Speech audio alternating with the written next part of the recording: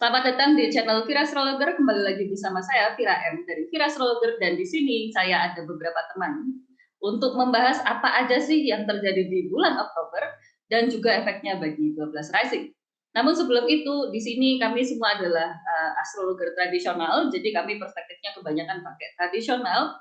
Apa itu astrologi tradisional? Bisa dicek di website saya di www.virastrologer.com. Nah, sebelum kita bahas lagi transit di bulan Oktober ini ada apa aja, mungkin kita bisa kenalan dulu sama orang-orang yang ada di sini, karena kebetulan ada 3 orang di sini ya. Jadi daripada pusing dan daripada ngeliatin saya mulu, kita bisa kenalan sama teman-teman yang ada di sini. Mungkin bisa dimulai dari siapakah yang mau mulai? Bang Leo mungkin?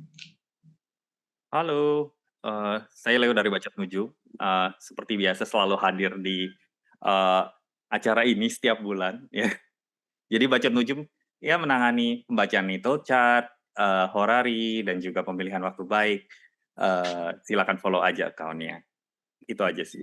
Ya, terima kasih Bang Leo. Dan Bang Leo juga membuka kelas eleksi besok November ya. Jadi kalau kalian ingin belajar tentang mengutak-atik waktu atau tidak bisa memutar balik waktu sih, tapi ya kita melihat hari baik gitu ya, hari baik untuk melakukan apapun itu, bisa langsung daftar ke kelasnya Bang Leo.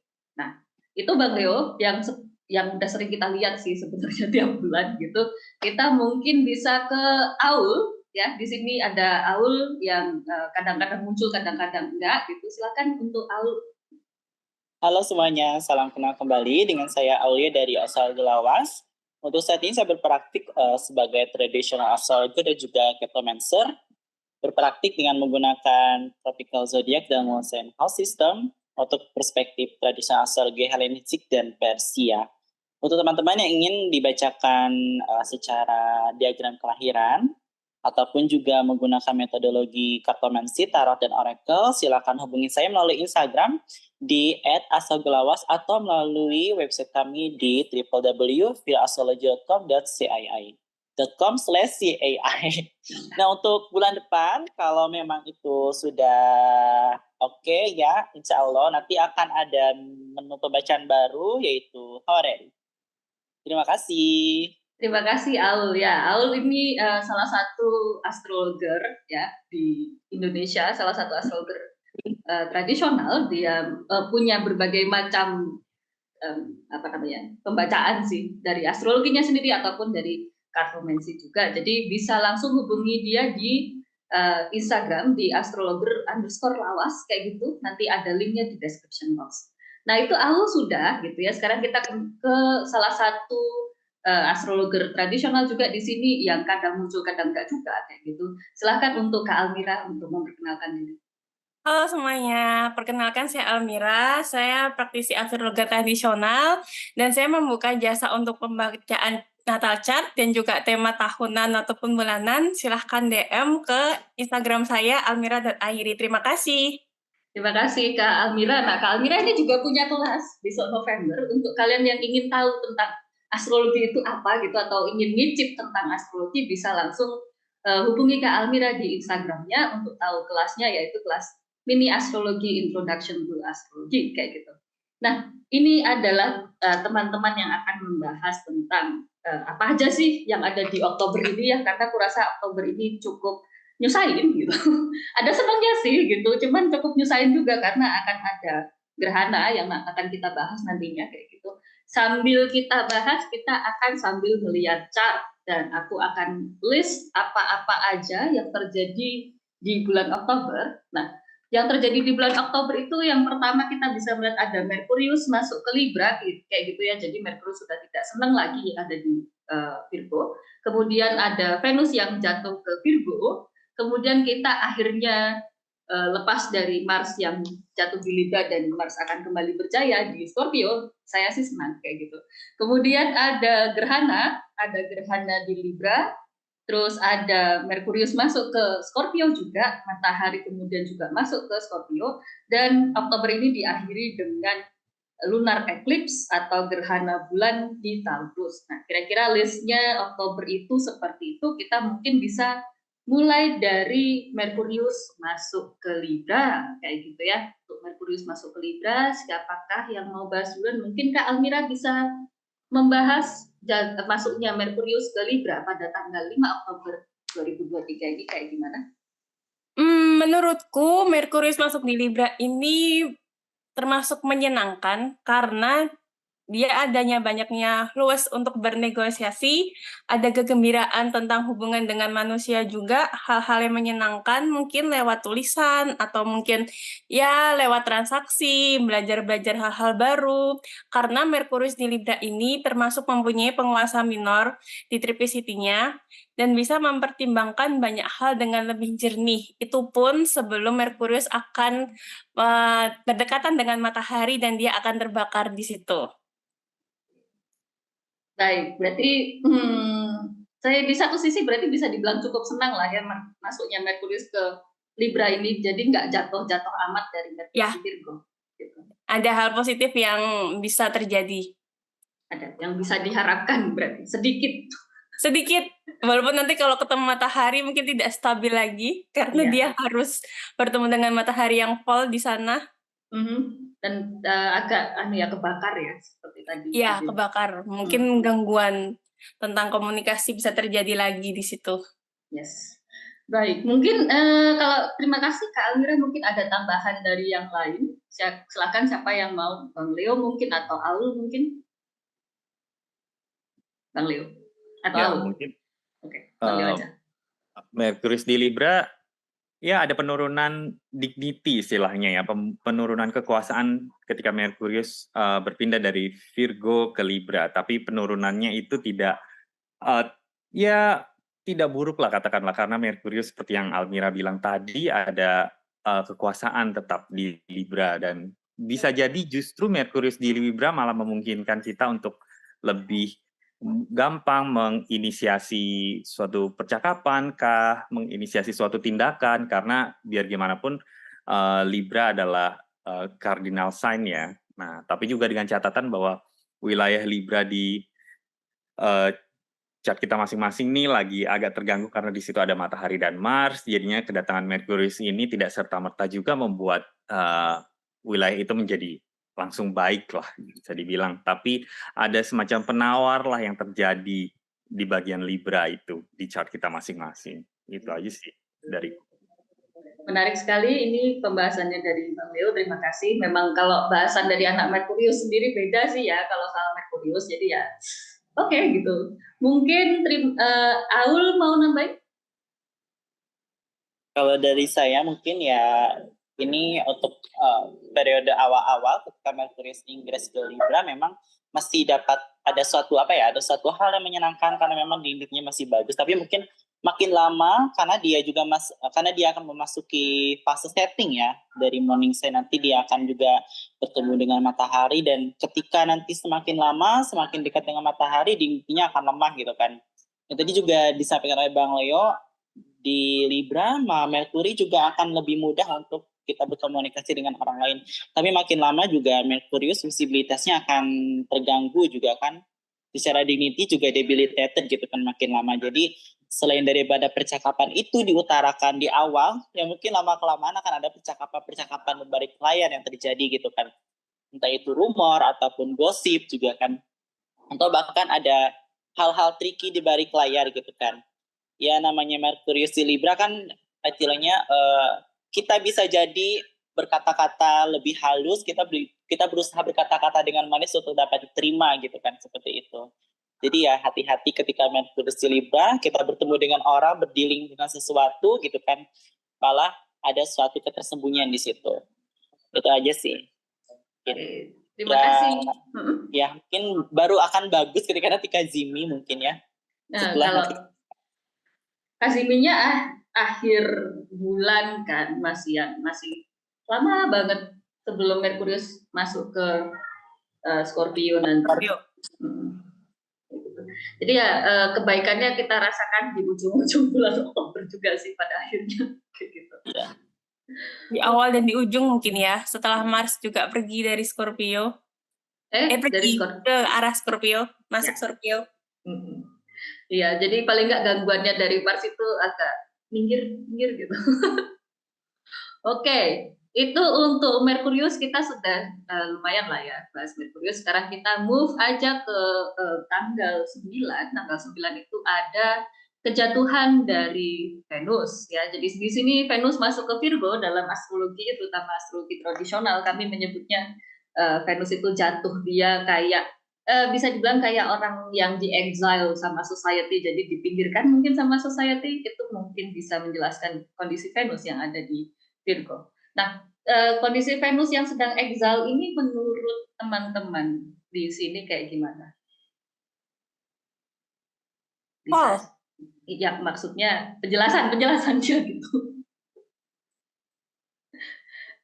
Siapa? Almira mau apa Bang Leo apa Aul? Aul dulu silakan. Ya. Terima kasih. Venus sendiri sebetulnya meskipun dia fall, dia masih ada dignity ya, dignity minor di earth sign gitu kan. Tapi Venus di sini bukanlah Venus yang bersifat merekatkan gitu, karena Virgo sendiri adalah sign yang barren atau tanda zodiak yang gersang gitu kan. Kita akan kan sulit untuk meromantisasi sesuatu gitu kan dengan cara-cara Venus. Kita mungkin akan cenderung meromantisasi sesuatu dengan cara-cara Merkurius gitu kan.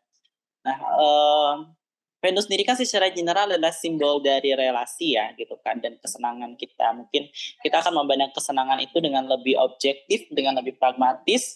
Kita akan terjalin dengan orang itu mungkin akan lebih seperlunya gitu kan, akan lebih objektif juga, ya udahlah gitu kan. Kita ketemu sama orang ada perlunya aja. Atau bahkan mungkin ketika memandang relasi dengan orang lain ya bisa jadi kita memandang hal-hal dari sisi materialistisnya gitu kan, ketimbang hal-hal yang lainnya gitu kan. Dan kalau misalkan Venus itu kan kalau dalam mundane itu dia selain daripada signifikat dari perempuan, kalau misalnya dalam signifikat dalam cuaca gitu ibaratnya Venus itu salah satunya dikasih dari penanda hujan dalam 1 tahunan gitu kan.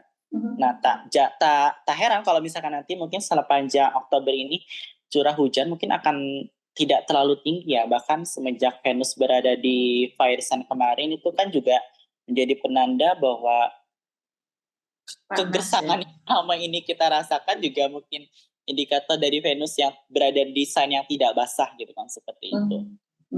Ya, apalagi kalau misalkan nanti ketika Merkuriusnya itu dia makin dekat dengan matahari gitu kan, juga ya tidak ada yang dapat penopangan itu pun dari hal-hal yang diharapkan oleh si Venus ini tidak terlalu tertopang dengan baik gitu kan, seperti itu.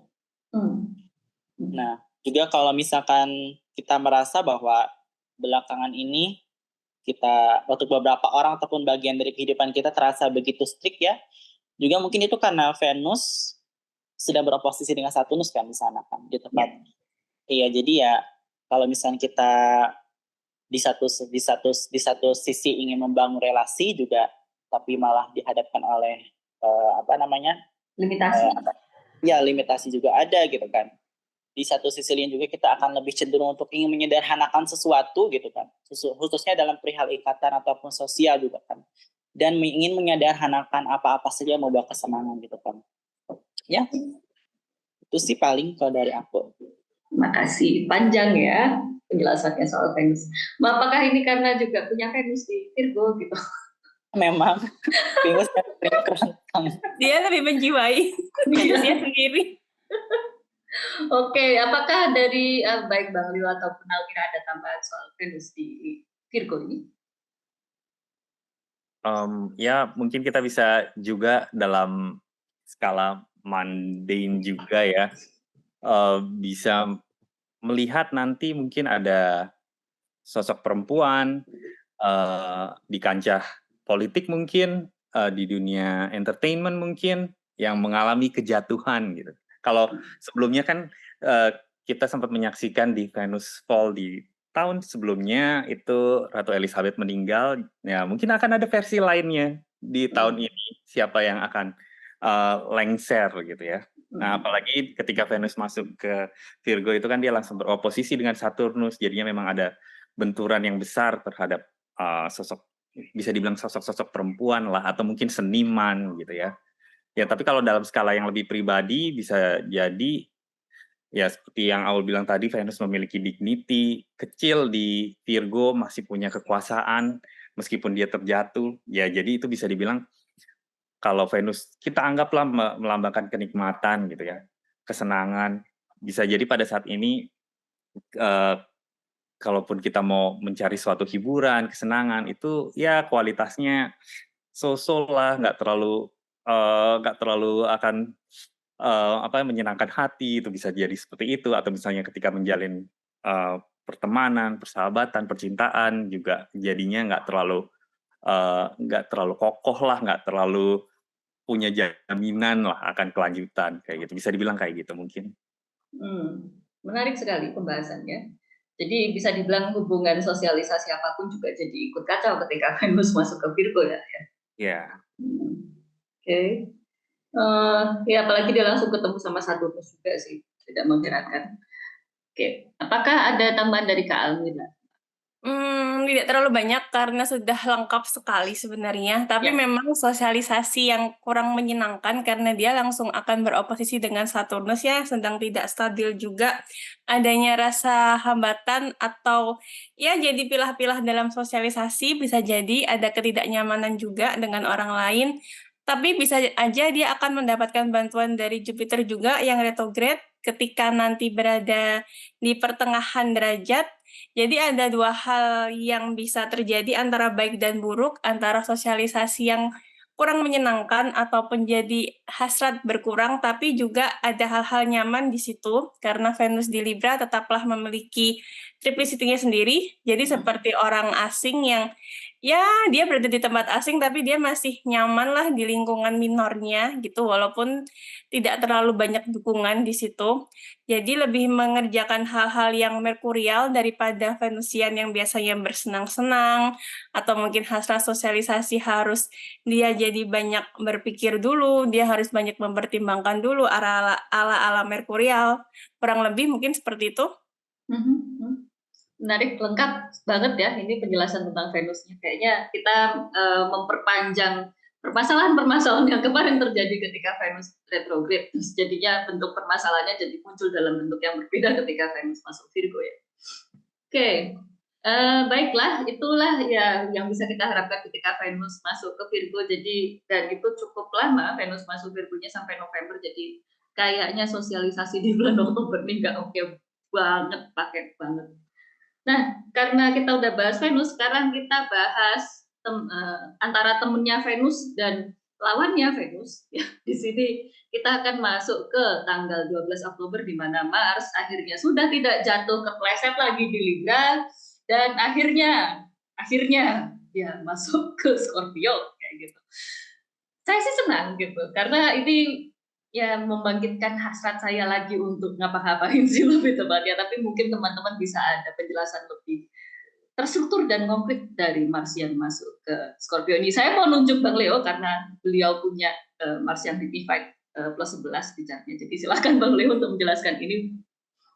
Iya, jadi Mars ini menempuh perjalanan yang sangat panjang ya untuk akhirnya mencapai wilayah kekuasaannya lagi. Jadi ya kita patutlah merayakan akhirnya dia tiba juga nih di Scorpio gitu ya. Dengan skor plus 11 yang disebut Vira tadi. Itu artinya wah dia lagi dalam kekuatan penuh nih. Jadi apapun yang kita kerjakan terkait wilayah Scorpio di chart kita masing-masing tuh akan mudah untuk terlaksana gitu ya, untuk jadi gitu. Dan kita bisa konsisten untuk mengerjakannya, apalagi Mars ketimbang wilayah kekuasaan satu lagi Aries di Scorpio, dia lebih teguh lah, lebih konsisten gitu, lebih tahan lama dalam memperjuangkan sesuatu.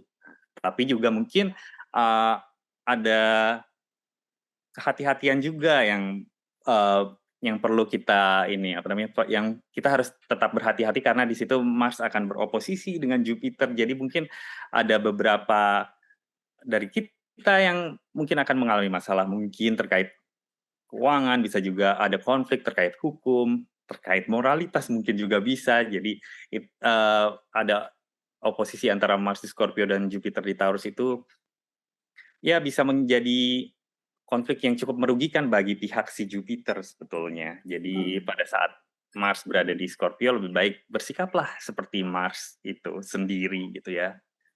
Maksudnya suruh agresif gitu maksudnya. Iya, tegas, agresif gitu ya. Tapi itu Mars di Scorpio sih, jadinya mungkin nggak sampai yang asertif banget, nggak langsung maju nantang, tapi ada eh, ada keteguhan lah ketika melawan sesuatu tuh keras kepala gitu.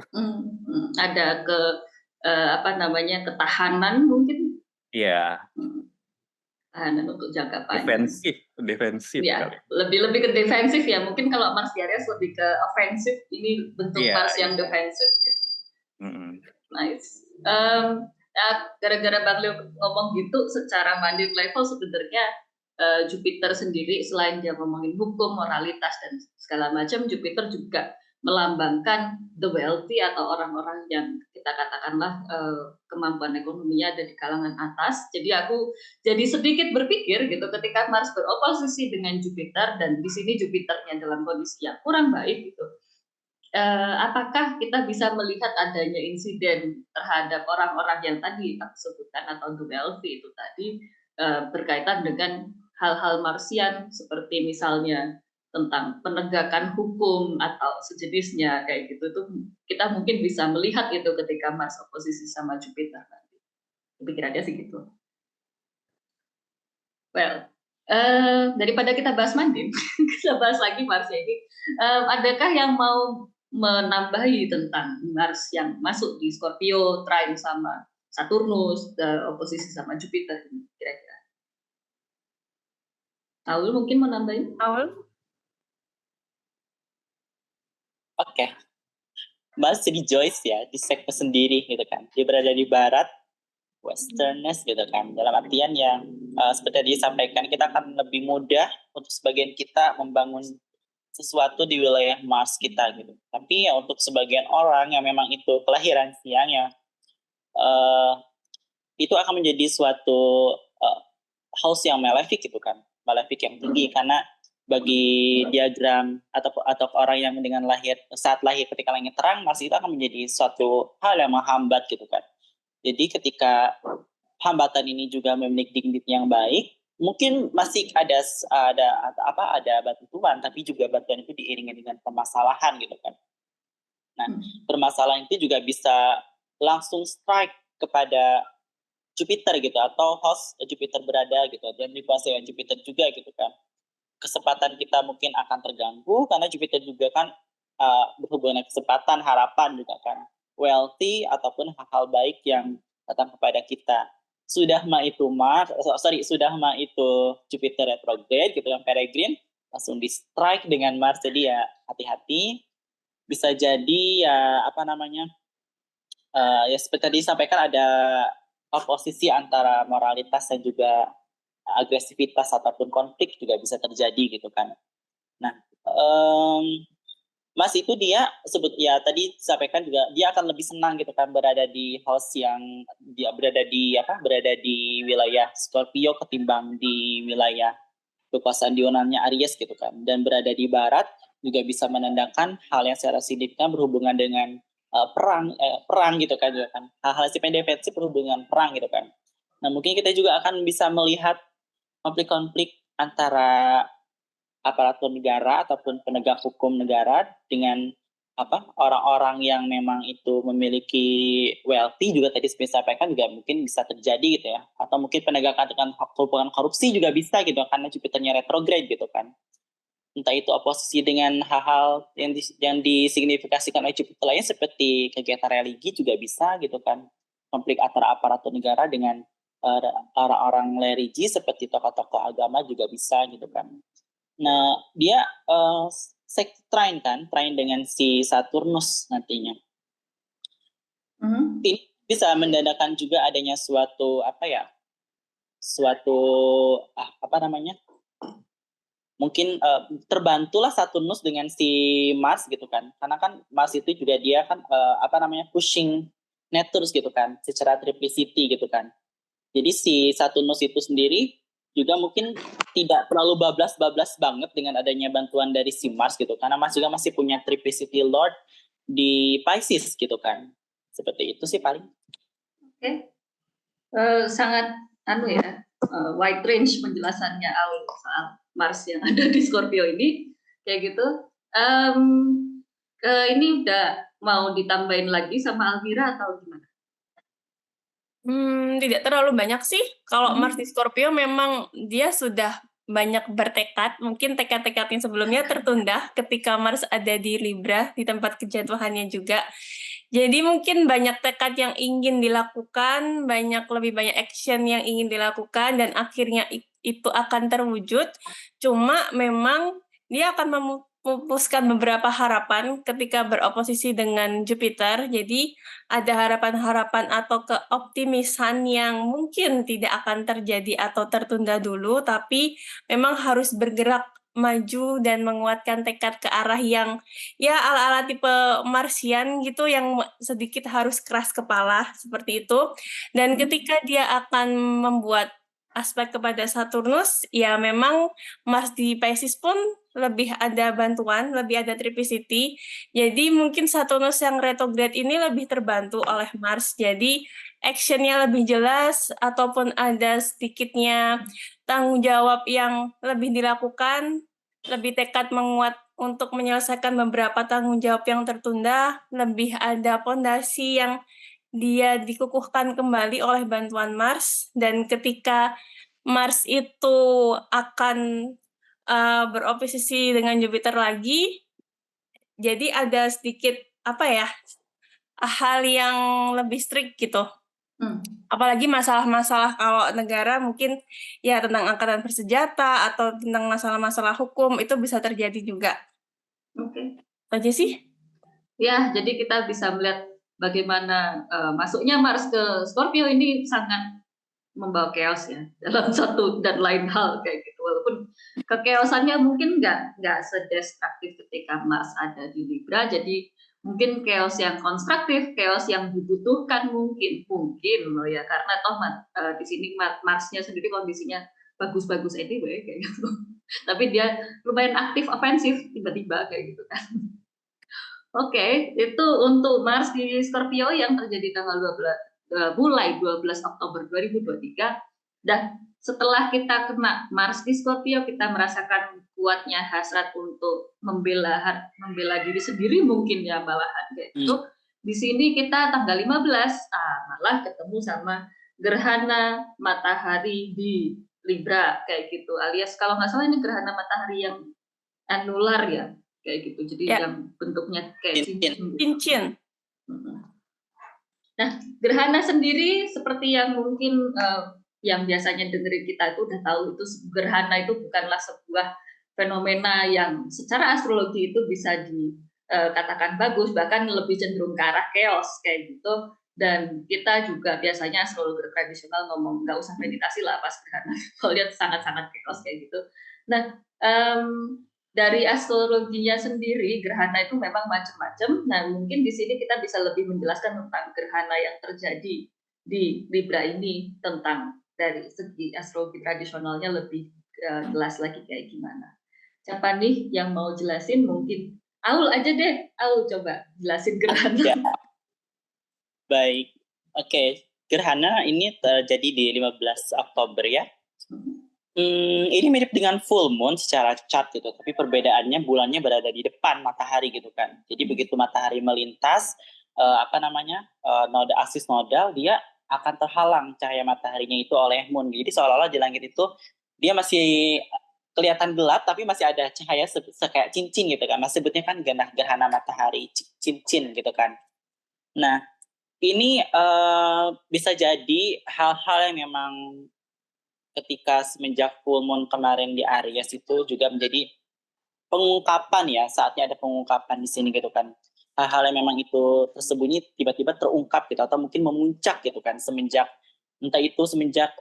new moon lalu di Libra, ataupun juga eclipse di Libra, atau bahkan kemarin terakhir ketika full moon di Aries gitu kan. Nah, gerhananya terjadi di air sign, di kardinal air sign, dan ada Merkurius di situ kan. Dalam skop manden juga ini bisa berdampak dan terasa untuk mereka yang memang memiliki wilayah yang secara natal chart ataupun radix, dia memiliki placement Libra ascendant ataupun sun moon secara angle-nya ascendant ataupun di Libra lah gitu, placement Libranya. Nah, ini eclipse-nya dikuasai oleh Venus gitu kan. dia separating opposition dari Saturnus ya. Dan Venus aspek itu melalui sextile Vanis itu kan. Dari debilitated sign-nya gitu kan. Venus debilitated kepada si Scorpio gitu kan. Nah, ini sih aku curiga ya. Ini mungkin selain eclipse yang memang jelek gitu kan, tapi jelek dalam artian karena ini masih dikuasai oleh oleh benefit gitu. Jadi mungkin tidak terlalu ekstrim gitu kan kondisinya gitu. Jadi masih sosok lah gitu kan ya untuk beberapa orang atau bahkan placement gitu. Tidak se ekstrim ketika eclipse itu dikuasai oleh malefic. Tapi dalam kondisi yang jelek mungkin ya apa yang bisa diharapkan dengan kondisi dispositor dari eclipse yang jelek yang full dan oposisi Saturnus gitu kan, dan juga debilitated kepada si Mars ataupun Scorpio gitu kan. Ya bisa jadi ini eclipse yang memang tidak bagus ya secara harfiah. Nah mungkin aku juga curiga ketika kondisi Venus yang false, oposisi Saturnus dan sextile kepada si Mars ini mungkin bisa jadi adanya penyakit baru gitu kan, ada penyakit baru atau juga bisa masalah tentang hal-hal sifatnya merkurial juga di situ kan, entah itu soal market gitu kan. Ya mungkin yang belakangan ini tren gitu juga tentang soal kebijakan-kebijakan pasar dan social commerce dan juga e-commerce, karena juga itu kan di air sign ya juga kan. Saat Merkurius juga berhubungan dengan market gitu kan, market di air sign kardinal berhubungan dengan teknologi sosial juga bisa gitu kan ya. Ya mungkin belakangan ini juga ada isu-isu tentang platform sosial media di mana harga di salah satu sosial platform media seperti TikTok itu lebih murah dan dianggap merusak harga pasar lokal gitu kan, dan itu udah sempat trending dari kemarin gitu kan. Nah itu juga bisa jadi penanda yang tidak baik ya. Bulan itu juga berhubungan dengan tubuh kita gitu kan. Bisa jadi kita menjadi rentan sakit atau mungkin daya tahan tubuh kita menurun gitu kan, juga bisa.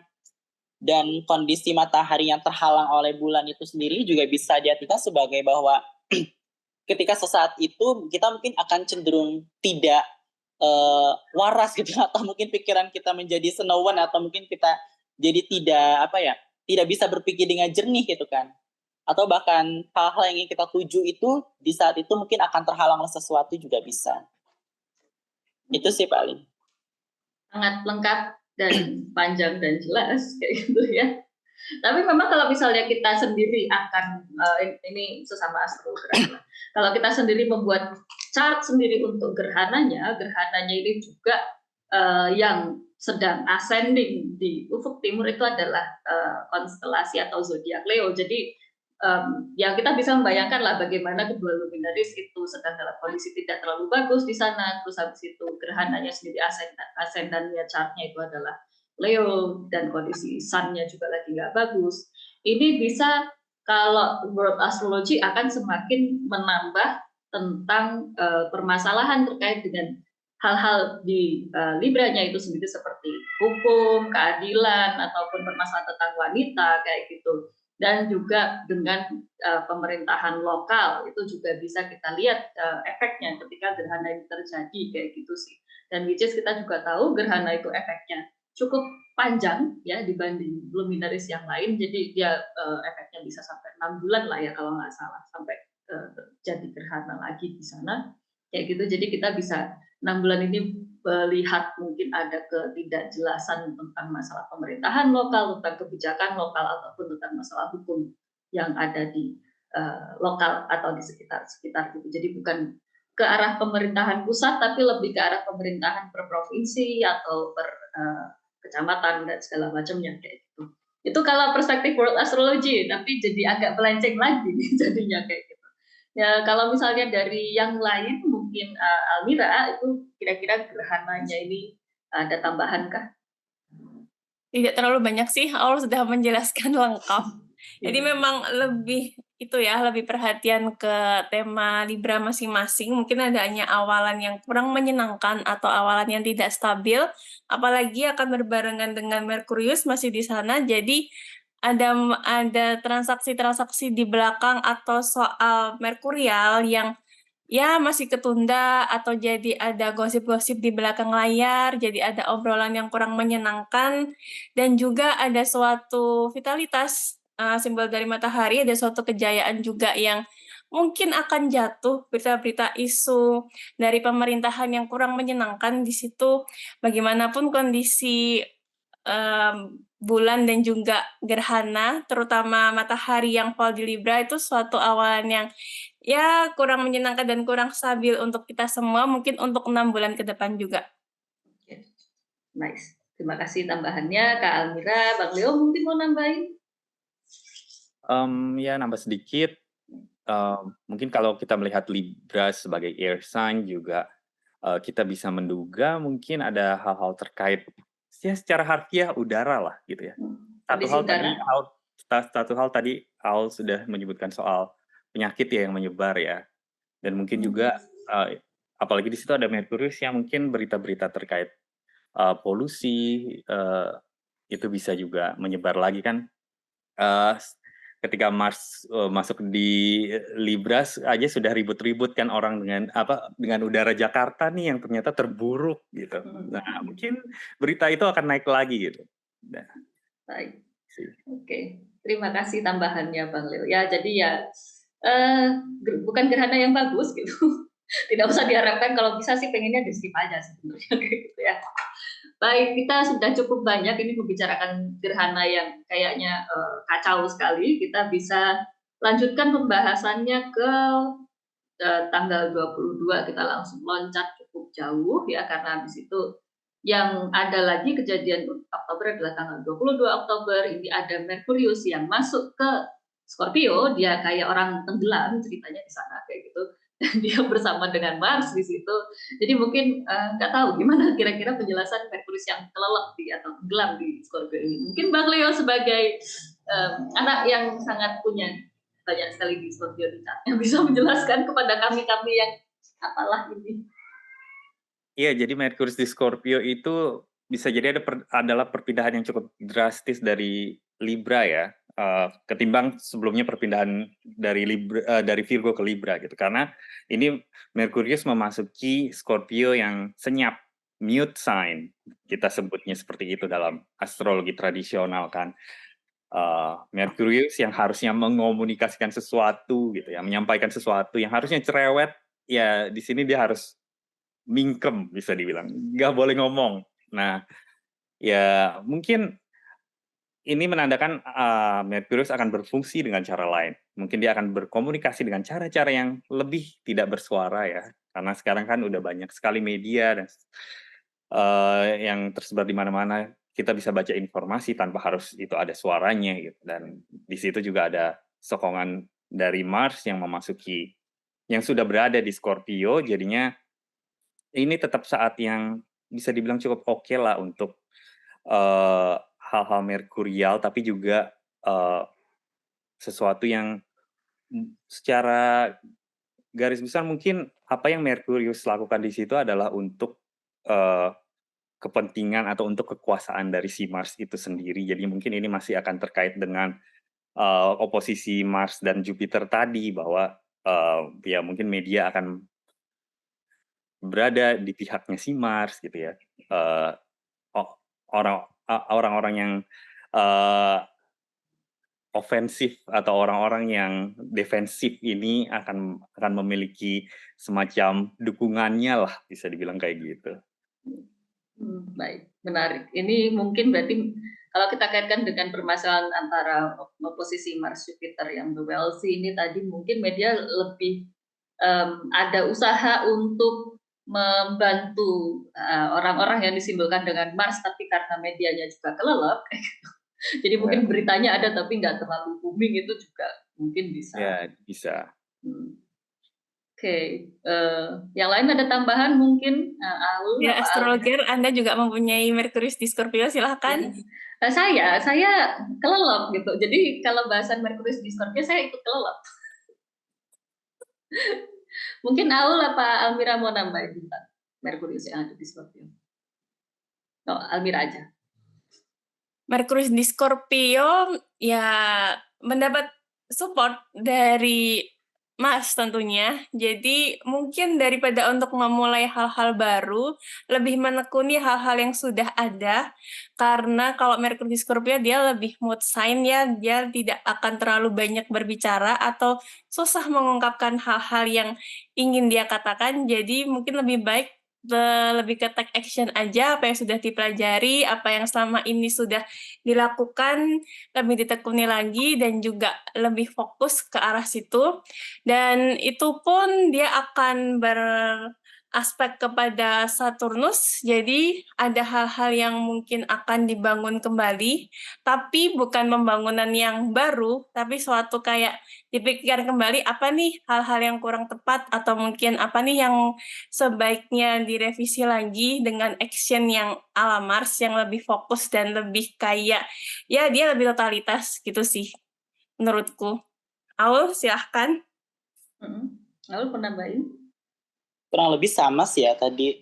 Masalah tentang menyoroti hukum juga bisa, atau menyoroti aturan yang tadinya nggak jelas gitu kan, mulai tersorot dengan adanya Merkurius masuk ke Scorpio, disorot dengan cara-cara yang martian gitu kan. Ya, paling juga kalaupun misalkan secara transit juga bisa menandakan adanya pelemahan dari secara dignity ya, artinya pelemahan dari signifikan ingin mengungkap sesuatu gitu kan, malah jadi dipendam gitu kan, bisa jadi emosi juga itu akhirnya gitu kan ya, dengan cara-cara yang martian gitu kan. Ya tadi juga disebutkan bahwa Merkurius akan menjalankan misi-misi yang martian gitu kan. Artinya hal-hal sifatnya Merkurius itu dijalankan dengan cara-cara Mas. Mungkin kita akan lebih bold dalam menyampaikan sesuatu ketika kita sekalinya menyampaikan sesuatu gitu kan. Jadi mungkin kita akan lebih introspektif ke dalam ketimbang kita lebih banyak aktif untuk berbicara ataupun berekspresi gitu seperti itu. Atau mungkin ekspresinya jenisnya emosian gitu. Iya. Emosi yang dipendam bisa jadi. Iya. Karena itu Marsnya bagus, berdignity, jadi ya mungkin tidak dengan cara yang destruktif gitu kan, tapi cara yang konstruktif gitu. Komunikasi jadi lebih tegas. Jadi konstruktif malektik ya. Ya, jadi mungkin berpikir dulu ya. Kalau mau berantem juga dia mikir-mikir dulu. Lah enggak, bukan mikir langsung didata. Oh, orang ini kelemahan ini. Death Note. Langsung suruh. Langsung ada bukunya Death Note. Iya. Ya ampun. Oke, terima kasih penjelasannya teman-teman untuk Merkurius yang ada di Scorpio ini. Kita langsung ke besoknya sih, tapi kayaknya besoknya ini malam jadi chartnya mau tak pasin dulu, di mana Matahari juga nyusul gitu kan, dia ke Scorpio gitu. Dia masuk ke Scorpio, jadi kita masuk ke hari di mana kita benar-benar memulai yang namanya Scorpio season kayak gitu. Musimnya Bang Leo banget ya. Iya, makanya aku menawarkan kepada Bang Leo lagi gitu cerita menjelaskan tentang bagaimana sih Sun masuk di Scorpio ini buat Bang Leo. Iya, terlepas dari banyaknya penjelasan-penjelasan keren soal Scorpio di media populer, masuknya Sun ke Scorpio tuh biasa aja sebetulnya. Karena di situ Sun tidak punya dignity apa-apa, justru dia ke situ dan dia dan bagusnya dia disokong sih oleh Mars yang berkuasa justru di Scorpio. Jadi memang lebih penting keberadaan si Mars di situ. Nah, tapi keberadaan matahari yang memasuki Scorpio ini ya bisalah menambah semacam fokus kita lah. Bagian Scorpio di bagian kelahiran kita masing-masing jadi lebih ter-highlight. Kita betul-betul meninggalkan bagian Libra di chart kita masing-masing untuk berfokus kemudian mengerjakan apapun itu yang ada di wilayah Scorpio kita masing-masing. Itu aja sih. Saking nggak ada apa-apanya ya. Saking ya udah biasa aja, jadi penjelasannya cuma baik. Ya. Kalau gitu mungkin dari teman-teman baik dari Aul ataupun dari Almira bisa nambahin Bang Leo, siapa tahu kalau ada penjelasan tambahan gitu. Apa nih? Paul Kalau deh. dari aku, Oh ya, Almira deh. Siapa Oh, dulu? silakan, Almira dulu. Ladies first. Ladies Kalau aku first. nggak terlalu banyak ya. Menurutku kalau matahari di Scorpio itu adalah kabar baik untuk bagian masing-masing. Jadi tidak lagi merasakan matahari yang fall di Libra, sudah terbebas dari itu. Dan matahari memasuki Scorpio ya paling nggak, walaupun dia adalah peregrine tidak mempunyai dignity, tapi dia masih ada sokongan dari Mars juga. Dan juga akan bertemu dengan Merkurius, jadi mungkin akan lebih sibuk nih di bagian-bagian Scorpio masing-masing. Dan itu mungkin lebih ke highlight, jadi ya tema-tema Scorpio atau mungkin tema-tema tentang kejayaan, tema-tema kesehatan itu akan lebih membaik daripada yang sebelumnya. Mungkin ada kabar-kabar tentang pemerintahan juga yang mulai disokong tentang ya angkatan bersenjata atau mungkin kabar-kabar tentang pemerintahan yang lebih membaik daripada sebelumnya. Jadi seperti itu. Silahkan Aul. Aul mau nambahin? Malah ke mute, sorry. Ya, Ya, sama sih kurang lebih seperti itu ya. Jadi kita mungkin ada sedikit uplifting spirit gitu kan, secara semangat gitu. Memang kita terrecovery dengan cara yang Martian gitu. Kita mungkin bisa lebih menyoroti wilayah bagian kehidupan kita gitu kan. Dari yang sebelumnya loyo, kita mungkin akan ada dari bagian kehidupan kita yang tergugah kembali bangkit dengan cara yang Martian. Tapi ya namanya matahari itu kan membakar gitu kan. Jadi ya bisa jadi juga itu menjadi hambatan di rumah sendiri bagi si Mars nantinya gitu kan. Marsnya nanti akan terbakar juga di situ. Apalagi itu Merkurius gitu ya, mungkin istilahnya Merkurius juga kejepit gitu secara tidak langsung gitu kan, accidentally gitu kan. Mungkin ada yang kabar-kabar atau mungkin berita-berita yang memang itu bisa dibilang di balik layar atau ada pemalsuan juga bisa gitu kan, seperti itu. Atau bahkan ada hal-hal yang memang ada hal-hal yang memang sengaja tidak diungkapkan di situ, mungkin ada yang tidak terungkap lah di situ karena Merkuriusnya juga double invincible gitu kan. Sudah mute dan tidak terlihat dan juga terbakar gitu kan. Ya meskipun Marsnya nanti akan terbakar ya, tapi juga Mars dalam kondisi dignity yang baik juga artinya dapat menangani hambatan-hambatan yang ada ataupun ada kuasa tertentu lah dari Mars yang dapat menghalau segala sesuatu itu dalam diagram kita gitu kan. Itu sih paling nggak banyak.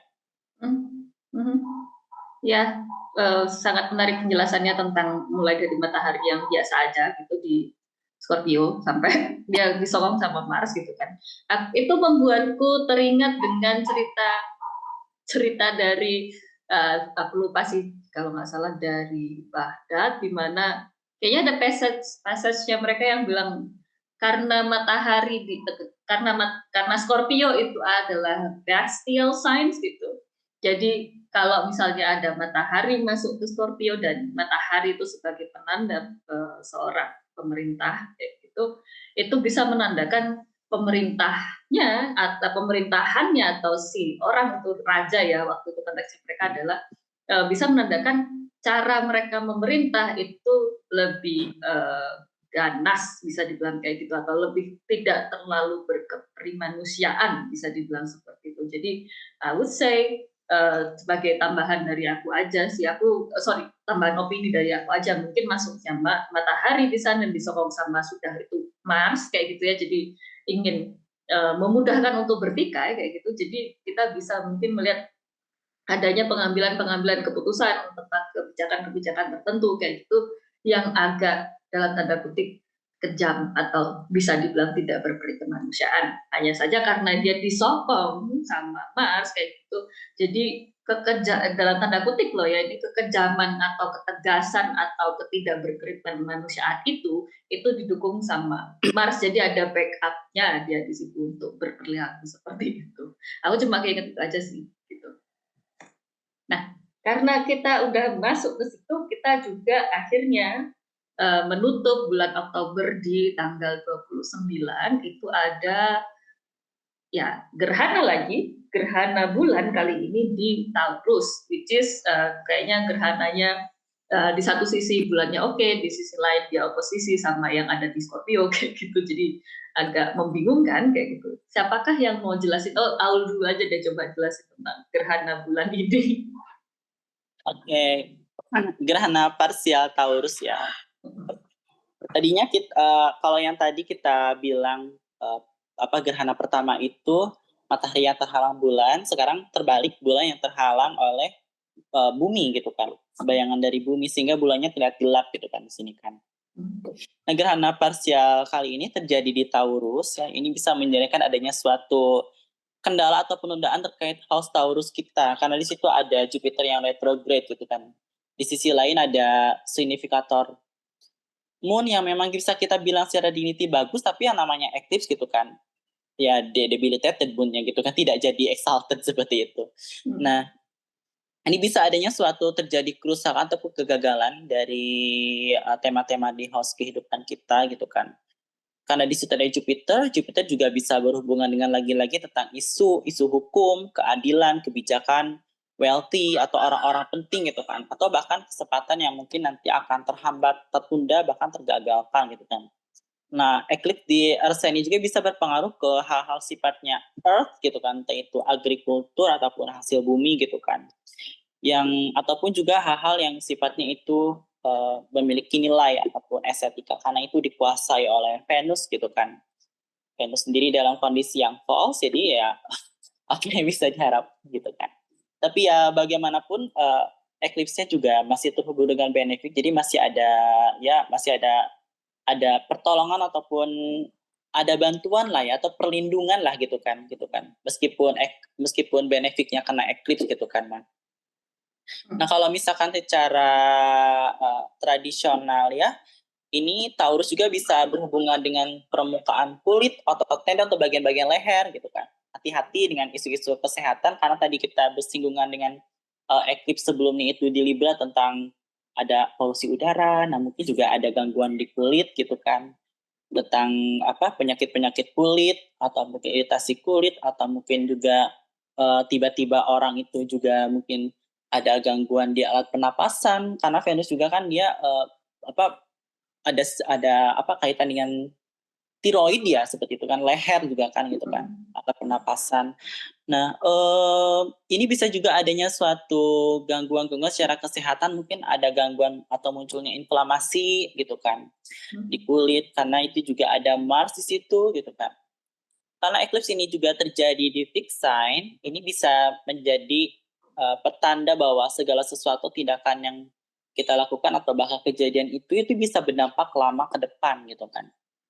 Nah, yang pasti yang namanya eclipse itu adalah hal-hal sifatnya destruktif itu kan. Apalagi dengan kondisi dari penguasa eclipse sendiri yang tidak bagus, jadi bisa diperhatikan di bagian diagram kita di wilayah Taurus ataupun Scorpio kita, itu mungkin harus kita hati-hati, entah itu tentang keuangan ataupun kesehatan gitu kan. Iya, namanya juga moon itu terasosiasikan dengan tubuh kita gitu kan. Jadi lagi-lagi kita berbicara tentang body secara fisik gitu kan, dan juga soul gitu, diri kita gitu kan, internally gitu kan, hal sifatnya internal gitu kan.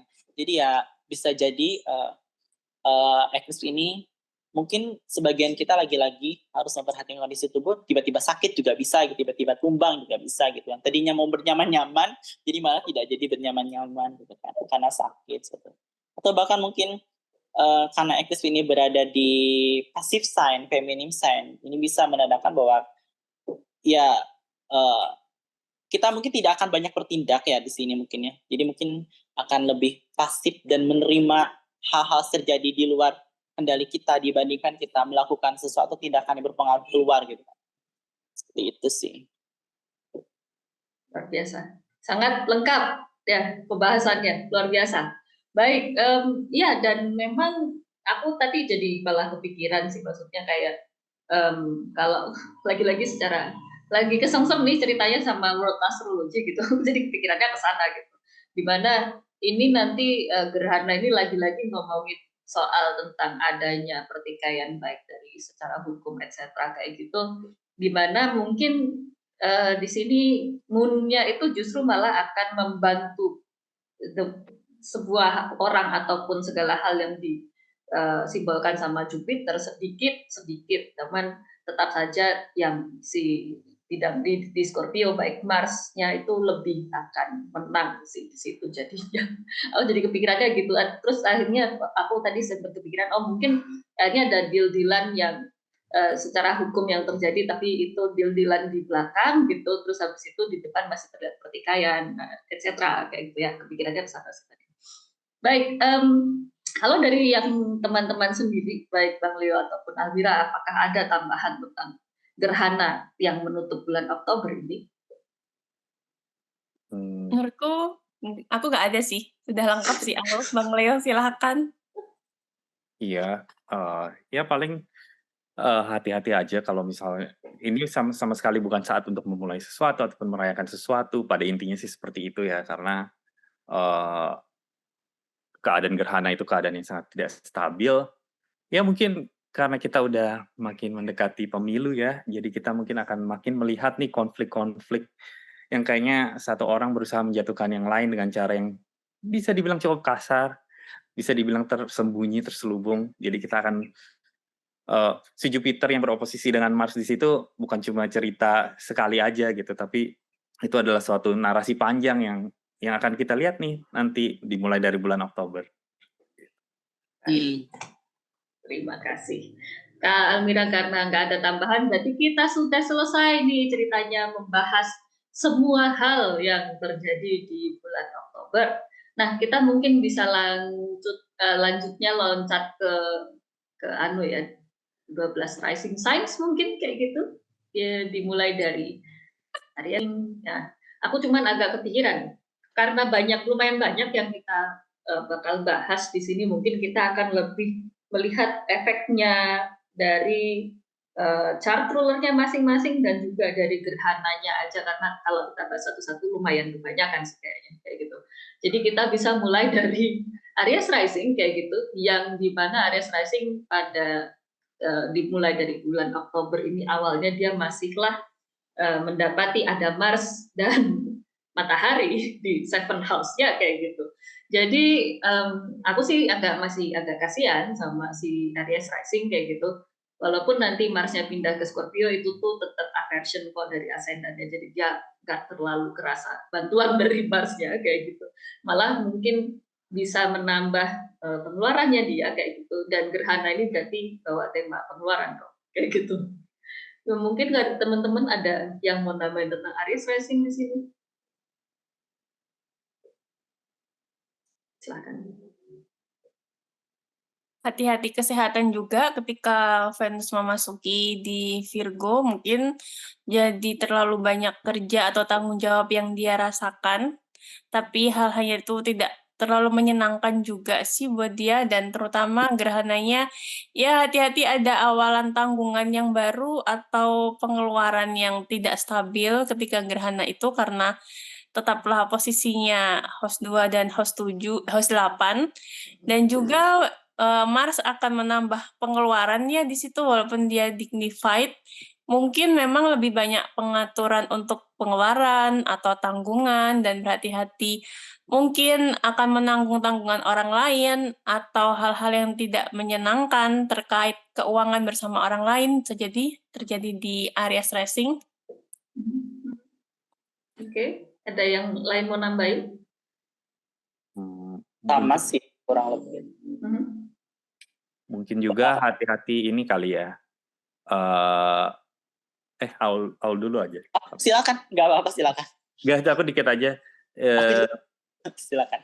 Paling hati-hati konsumsi kali ya, karena itu gerhananya menimpa second house, jadinya bisa jadi ada mungkin karena stres jadi mengonsumsi terlalu banyak, atau jadi tidak ingin mengonsumsi sama sekali, jadi ada hal yang tidak terkendali lah dalam hal konsumsi itu aja sih. Oke. Aul tadi mau nambahin apa? Sama sih kurang lebih ya, lebih ke concern pengeluaran dan flow cash sih sebetulnya. Karena Jupiter juga di situ bisa mengeluarkan banyak dalam dalam konteks retrograde juga kan. Dan nantinya juga akan oposisi aktif di situ di house 8 dan house kedua gitu kan. Bahkan juga bisa ada masalah tentang hukum gitu kan. Dan mungkin karena masalah keuangan ini juga bisa terjadi akibat ya kondisi kerjaan yang tidak jelas juga bisa gitu kan. Udah sih paling itu aja. Oke. Ya. Ya berarti untuk Aries rising secara gambaran besar, walaupun nanti mungkin dia kondisi badannya agak membaik ketika Mars masuk ke Scorpio, cuman tanggungannya dia masihlah tambah banyak. Bahkan ketika Venus masuk Virgo, dia tanggungannya duitnya malah bisa kebuang untuk masalah kesehatan tubuhnya dia kayak gitu. Dan malah semakin banyak yang kuat itu justru pengeluarannya sih daripada pemasukannya itu terjadi di sini kayak gitu. Jadi hati-hati buang-buang duit untuk hal-hal yang sekiranya nggak penting. Jadi kalau bisa dikurangin lagi pengeluaran-pengeluaran yang sekiranya masih bisa ditunda untuk bulan depan lagi kayak gitu. Ya itulah ya gambaran besarnya untuk Aries rising. Kalau gitu kita lanjut aja jangan dong. Kalau gitu kita lanjut aja ke Taurus rising di sini ya. Nah, Taurus rising itu nanti gerhananya itu terjadi di first house sama seventh house, sementara chart rulernya itu dari Leo masuk ke Virgo gitu. Jadi kayaknya kabarnya kurang menyenangkan buat Taurus rising. Silahkan yang mau menjelaskan siapa dulu mungkin? Almira? Kalau aku buat Taurus rising hati-hati kesehatan karena moon-nya di situ ketika gerhana moon lebih mewakilkan tubuh juga. Dan juga hati-hati tentang hubungan dengan orang lain. Mungkin ada hal-hal yang kurang menyenangkan atau ya orang lain yang ada membuat emosi atau ada yang nggak sreg sama dia, hubungan dengan orang lain yang sekiranya masih kurang stabil, dan juga pertemanan yang akhirnya dia akan memilah-milah. Jadi kalau seumpama ada yang nggak sreg atau tidak sesuai dengan dia, ya udah kalau dia memutuskan untuk menjauh ataupun ya katakannya daripada bersosialisasi tapi kurang menyenangkan, lebih baik dia sendiri aja gitu sih. Mungkin tentang masalah Venus ada di house 5, dia masih bisa bersenang-senang di situ, walaupun bersenang-senangnya tidak akan totalitas, karena masih ada oposisi dengan Saturnus nantinya. Jadi masih ada pilah-pilah dengan komunitas, atau mungkin ada harapan-harapan yang masih tertunda di situ. Jadi memang untuk Taurus rising lebih banyak bersabar dulu sih kalau untuk bulan ini, dan hati-hati juga komunikasi dengan orang. Terus kalau dari aku. Oke. Yang lain mau nambahin? Kalau dari aku sama sih ya, kurang lebih ke diri sendiri untuk Taurus rising juga kan, sama hubungan dengan orang lain juga. Karena di sini nanti juga akan ada eclipse di house ke-7 langsung strike kan ke house 1 gitu kan. Ini juga bisa ya mungkin dengan pasangan ataupun dengan orang lain ketika ingin hendak bekerja sama itu hati-hati juga mungkin ya. Juga masalah tentang kesehatan juga nanti, tentang penyakit juga bisa, dan juga mungkin tentang tema-tema wilayah Aries juga mungkin ya. Dia masuk ke house 7 mungkin tiba-tiba nanti ada musuh yang mungkin musuh lama ataupun orang lama tiba-tiba muncul gitu kan, terhubung kembali juga bisa gitu kan situ. Cuman ya itu sih lebih concern ke ke diri sendiri dan hubungan dengan orang lain sih mungkin. Oke. Terima kasih. Bang Leo mungkin mau nambahin soal ini, ada tambahan kan? Ya sama aja sih. Di tema besarnya vitalitas diri sih ya. Karena Venus sendiri penguasa Taurus lagi dalam keadaan yang nggak bagus. Lalu ada purnama yang terjadi di Taurus dan beroposisi dengan Mars dan yang lain-lain. Ya pokoknya intinya harus menjaga kesehatan aja sih Taurus rising. Sangat menjaga kesehatan itu aja. Dan mungkin jangan ngajak orang lain berantem dulu gitu sih, karena kayaknya orang lain bakal lebih menang daripada dia di bulan ini gitu. Ya. Oke, kalau gitu ya Taurus rising ya gambaran besarnya gitulah ya. Jadi habis Taurus Rising, kurasa kita udah, kita lanjut aja. Silakan Bang Leo untuk Gemini Rising. Kita full untuk Bang Leo nih Gemini Rising. Silakan. Oke, pertama kita lihat chart rollernya dulu yang akan bertransit dari Libra ke Scorpio. Ya di Libra dia akan memberikan kesenangan-kesenangan lah. Mungkin Gemini Rising bisa jadi akan mencari kesenangan-kesenangan setelah mungkin sibuk bekerja. Tetapi habis itu fokus berubah karena Merkurius akan masuk ke sixth house bersama Mars dan kemudian disusul matahari, jadinya itu adalah waktu di mana kesibukan itu akan meningkat. Ya tentu saja konsep tentang kesehatan juga perlu diperhatikan, tapi di situ ada Mars yang menyokong, jadi seharusnya hal-hal terkait kesehatan bisa diatasi lah. Demikian juga terkait pekerjaan, kalaupun sampai terlalu sibuk, itu pun semua hal yang bisa diatasi dan memiliki manfaat pada akhirnya. Dan kalau gerhananya itu juga terjadi di sixth house terjadi di sixth house, 12th house. Enggak, di ini kan di fifth house di 12th house. Sorry. Lalu ya jadi kalau gerhana di fifth house ya mungkin itu ya bagi Gemini Rising yang sudah punya anak mungkin mesti memperhatikan kesehatan anaknya. Itu bukan saat yang bagus untuk bersosialisasi ataupun untuk misalnya mau pergi bersenang-senang ataupun mau berkencan atau bahkan untuk hal-hal sesederhana main game ya, melaksanakan hobi, hal-hal seperti itu mungkin malah mendatangkan ketidaksenangan, malah menurunkan mood, malah mengacaukan lah intinya gitu ya. Tapi kalau gerhana di Taurusnya itu bisa ya itu tadi sebetulnya menekankan apa yang terjadi di Scorpio tadi ya. Karena itu terjadi di seberangnya kan. Ya, bisa saja pekerjaan itu jadi banyak banget karena di situ ada Jupiter juga kan yang mengoposisi jadinya. Ya, mungkin kerjaan bisa sangat bertumpuk, kewajiban bisa sangat bertumpuk, akhirnya pikiran pun jadi menumpuk. Jadi sangat harus menjaga kesehatan fisik ataupun mental gitu sih. Oke. Ya berarti kita bisa bilang Gemini Rising menuju akhir Oktober kelelep lah ya kayak gitu. Iya, kelelep kewajiban. Ya kelelep kewajiban. Baik.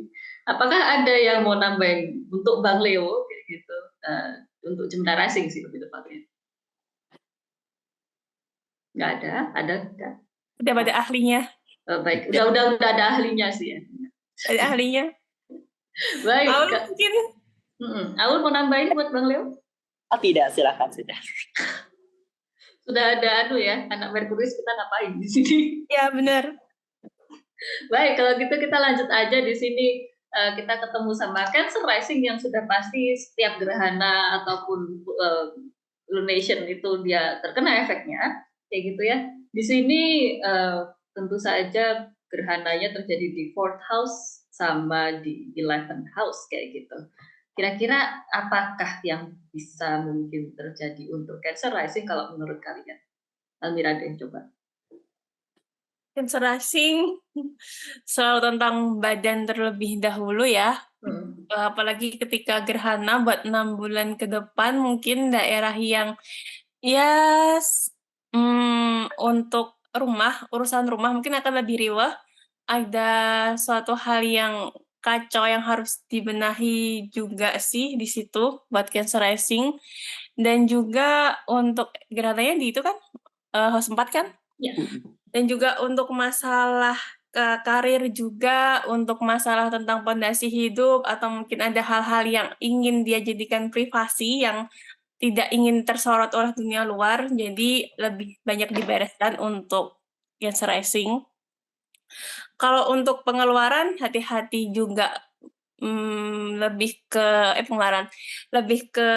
boros kalau untuk Cancer Rising karena di situ mataharinya ada di house 4 jadi mungkin ada banyak pengeluaran untuk rumah atau mungkin untuk orang tua. Dan juga untuk Cancer Rising apalagi ya? Kayaknya itu aja dulu deh. Oke.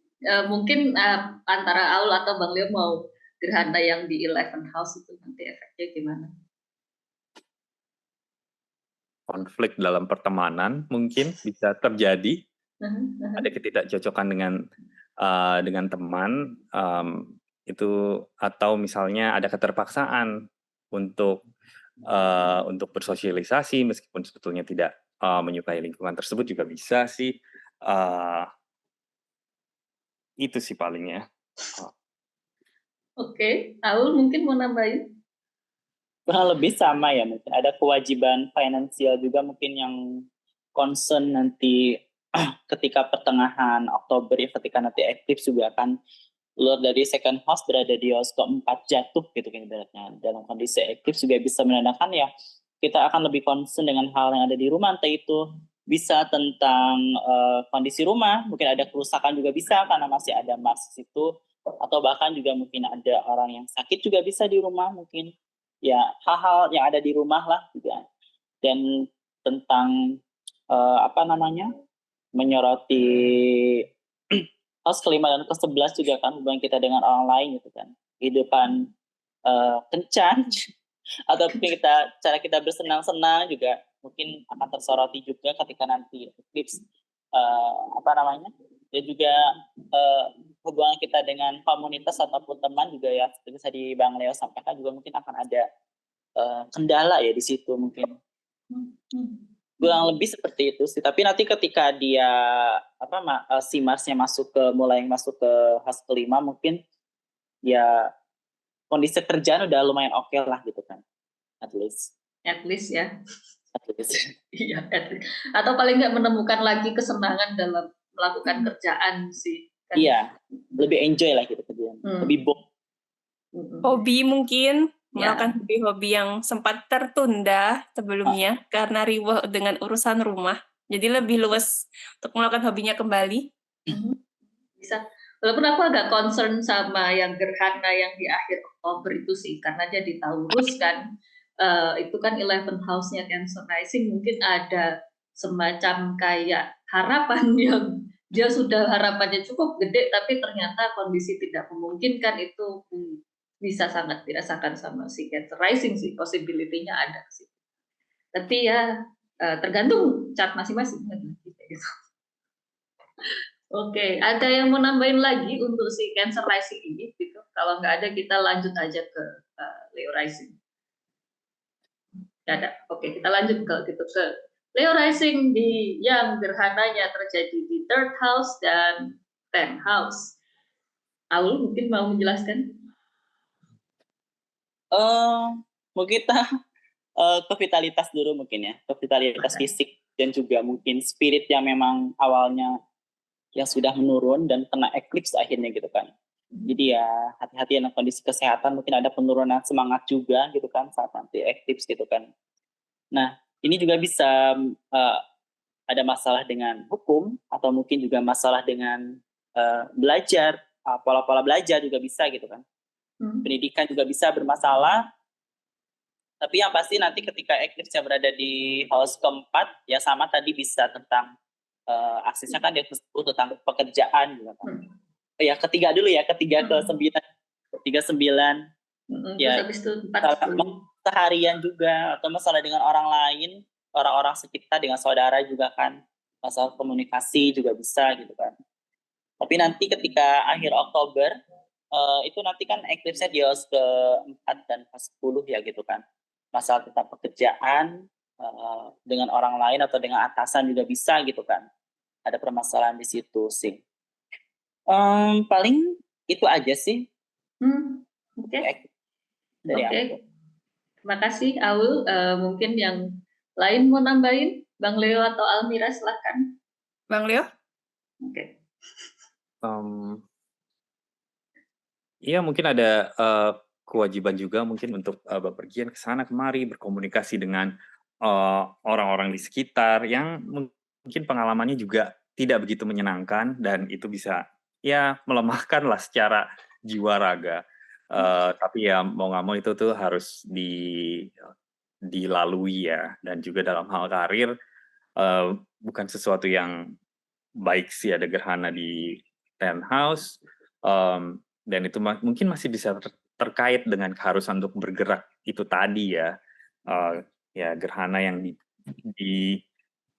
ditabrak oleh Mars dari seberangnya itu bisa jadi menandakan adanya pecutan untuk segera menyelesaikan sesuatu, segera mencapai sesuatu gitu. Jadi itu masa-masa yang mungkin sibuk dan penuh kekacauan lah bisa dibilang. Oke. Agak enak ya buat Leo Rising di bulan ini. Mira mau nambahin? Kalau dari aku sih nggak banyak, mungkin Leo Rising sebelum mataharinya masuk ke Scorpio memang harus lebih manajemen untuk jadwal sehari-hari, atau mungkin hati-hati ketika berpergian akan gampang lelah, dan ketika masih ada Mars di situ, ya hati-hati juga dalam perjalanan sih. Lalu ketika dia memasuki musim Scorpio, akan riwah atau banyak tanggung jawab juga berhubungan dengan rumah dan kerjaan. Mungkin dia bingung, banyaknya situasi di rumah yang ingin dibereskan, tetapi dia juga harus memikirkan kerjaan dia, karir dia, reputasi dia. Adanya harapan di situ yang, ya harapan tentang karir, tentang reputasi, tapi masih harus ketunda karena ada Jupiter tapi retrograde juga di situ. Kurang lebih itu sih Venus yang ada di masuk di Virgo, ya hati-hati untuk pola makan, atau mungkin saking sibuknya jadi tidak terlalu memperhatikan pola makan, atau mungkin jadi lebih boros terkait makanan. Itu sih kurang lebih. Oke, terima kasih Kak Almira untuk penjelasannya buat Leo Rising yang kayaknya Oktober ini tetap belum ceria-ceria amat kayak gitu. Jadi bertahanlah paling nggak sampai akhir bulan nanti lah buat Leo Rising. Kira-kira gitu sih. Oke, kalau gitu habis Leo Rising tentu saja kita akan ketemu sama Virgo Rising gitu, yang Merkuriusnya kayaknya apa ya? Aku bilang seluncur juga bisa, ngebut juga bisa kayak gitu. Siapa nih? Udahlah, kalau anak Merkurius, biar anak Merkurius aja yang menjelaskan. Silakan Bang Leo untuk Virgo Rising. Ya kisahnya kurang lebih sama ya. Maksudnya Merkurius ya sudah pasti dia akan meluncur di Libra, terus habis itu dia meluncur di Scorpio. Jadinya ada perubahan dinamika lah dalam kinerja Merkurius di situ. Pertama ketika Merkurius di Libra itu cukup membantu sih karena keadaan keuangan Virgo Rising sedang busuk-busuknya nih. Ini sudah berlangsung dan masih akan terus berlangsung. Jadi dengan adanya Merkurius di situ, ya adalah sedikit bantuan untuk bisa memanage pengeluaran itu gitu ya. Tapi juga apa ya, kapasitas memanage itu juga akan dirusak lagi dengan akan adanya eclipse yang terjadi di situ. Jadi mungkin bersiap-siaplah ya stres terkait finansial ya, dan bisa jadi stresnya itu malah bikin jadi semakin konsumtif malah, atau jadi tidak mengonsumsi sama sekali, jadi pelit banget ya. Itu bisa di dua kutub itulah. Tapi pada intinya ada kecenderungan atau ada akan mengarah lah ke keadaan di mana finansial tuh mengkhawatirkan banget. Nah, tapi habis itu Merkurius akan pindah ke Scorpio, ya ini mungkin akan lebih banyak pergerakan, berpindah ke sana kemari, mungkin berkenalan dengan tetangga, meskipun juga Merkurius di situ malu-malu dan tidak mau ngomong, jadinya ada kesulitan juga ketika harus menjalin komunikasi dengan orang lain karena inginnya menjalin komunikasi hening ya. Gitu. Nah, kalau kita lihat ada gerhana di seberangnya, ya mungkin memang ini adalah waktu yang sangat apa ya, bisa dibilang ini waktu yang sangat penuh dengan pergerakan, yang sibuk dengan pergerakan, harus berpindah ke sana, berpindah kemari gitu. Harus mengurus ini, mengurus itu, dokumen mungkin yang harus diurus. Nah, tapi di saat yang sama mungkin karena Merkuriusnya hening, ya ini pun bisa jadi saat bagi teman-teman yang melakukan studi, ya itu juga ada waktu yang ribet di mana kamu harus diam, mungkin melihat buku-buku, mungkin harus melakukan riset, harus menulis, semua harus dikerjakan dalam diam dan semua itu menuntut untuk diselesaikan, itu juga bisa terjadi sih. Udah. Berhentinya gitu banget, aku jadi udah sampai. Lagi menghayati nih. Oke ya, ya untuk anak Virgo rising seperti yang dijelaskan Bang Leo tadi, ya berarti ada bagusnya tapi tetap ada hati-hatinya di bulan Oktober ini kayak gitu. Teman-teman yang lain baik Aul ataupun Almira mau nambahin Bang Leo untuk Virgo rising ini kayak gimana? Virgo Rising sih sudah cukup jelas ya dari Bang Leo, dari ahlinya Merkurius. Tapi menurutku Venus di Virgo ini akan semakin memungkinkan anak Virgo Rising untuk menampilkan dirinya atau mungkin memperhatikan penampilan juga.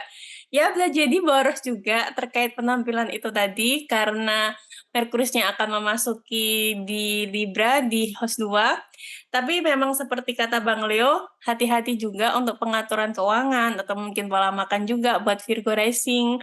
Jadi memang ya lagi mungkin banyak-banyaknya pengeluaran di situ ya dan pola makan yang mungkin kurang teratur.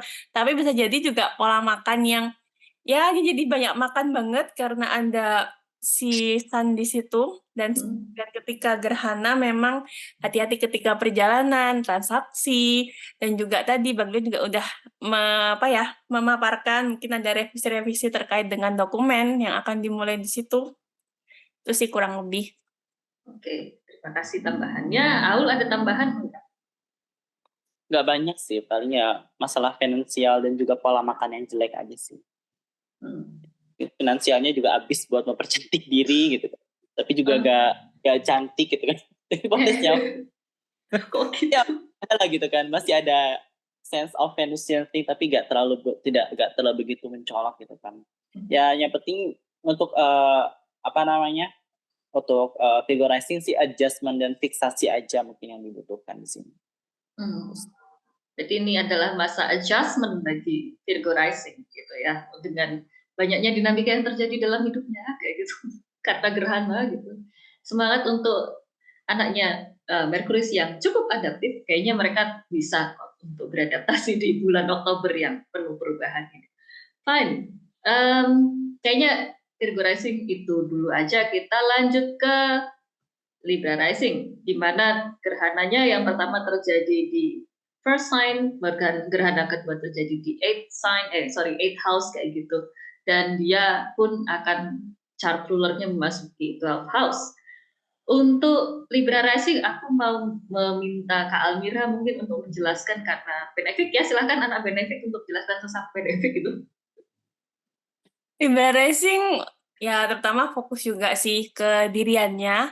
Mungkin lebih banyak merasa lelah, lagi sibuk-sibuknya karena ada Mars di situ dan juga matahari di situ, lebih merasa kelelahan dan membutuhkan waktu istirahat ketika Venus memasuki house 12 dan ketika Merkurius masuk di house 1, mungkin lebih banyak ingin bercakap-cakap atau mungkin lebih banyak ngomong dibanding sebelumnya, tapi itu pun akan ada kondisi keuangan yang kurang menyenangkan ketika gerhana dimulai di house 2.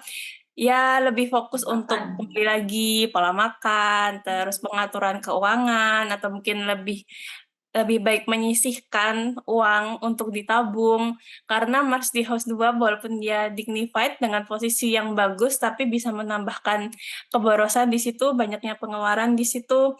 Dan juga gerhana nanti akan di house 8, jadi adanya tanggungan, ada Jupiter yang retrograde, ada suatu tanggungan yang mungkin tidak stabil atau hati-hati ketika akan menanggung tanggungan untuk orang lain, pengeluaran untuk orang lain.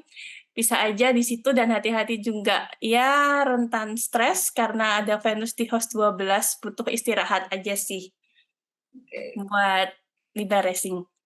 Luar biasa. Tapi paling nggak nantinya Marsnya pindah ke second house tuh dia udah nggak kena panas dan pertikaian Mars lagi sih. Ya. Libra rising.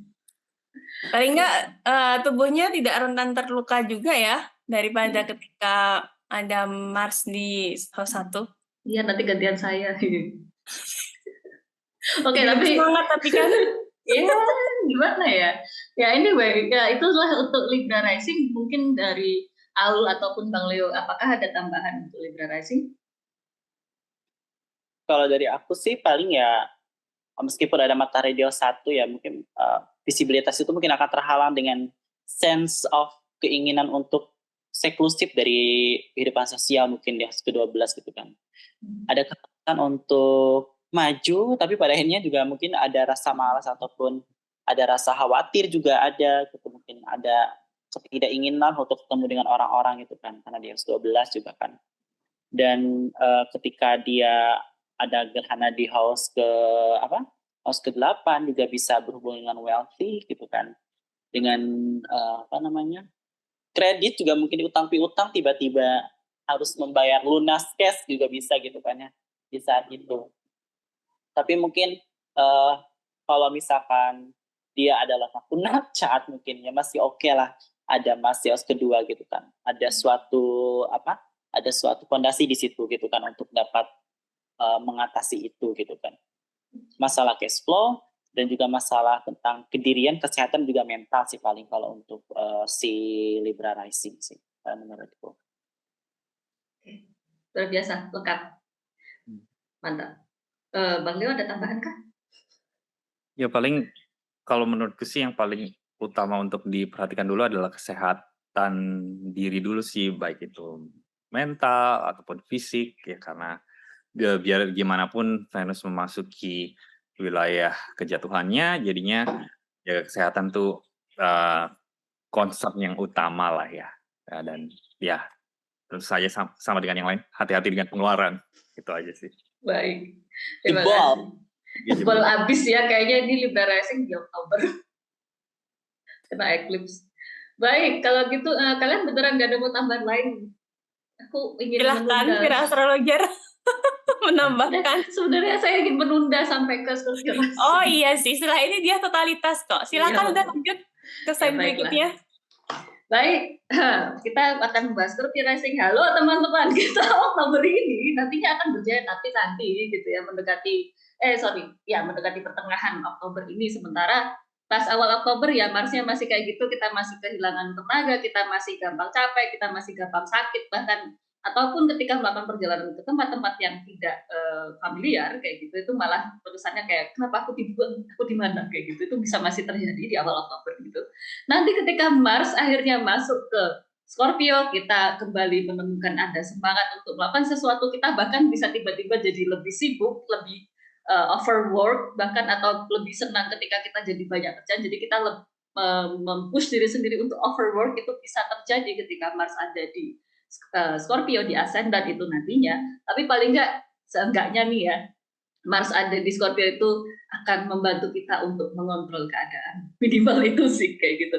Nah anyway, nanti gerhananya yang pertama terjadi sebelum Mars itu, sesudah Mars masuk ke Scorpio itu adalah gerhana yang ada di 12th house. Jadi walaupun Mars sudah masuk Scorpio, kita sudah mau semangat untuk mengerjakan segala sesuatu, tapi karena ada gerhana di Libra, kita masih gampang sakit, kita masih gampang kecapean, kita bisa gampang tumbang bahkan, ataupun itu juga bisa menghalat adanya kecenderungan mungkin akan ada enemies yang bisa dihadapi ketika gerhana itu terjadi kayak gitu.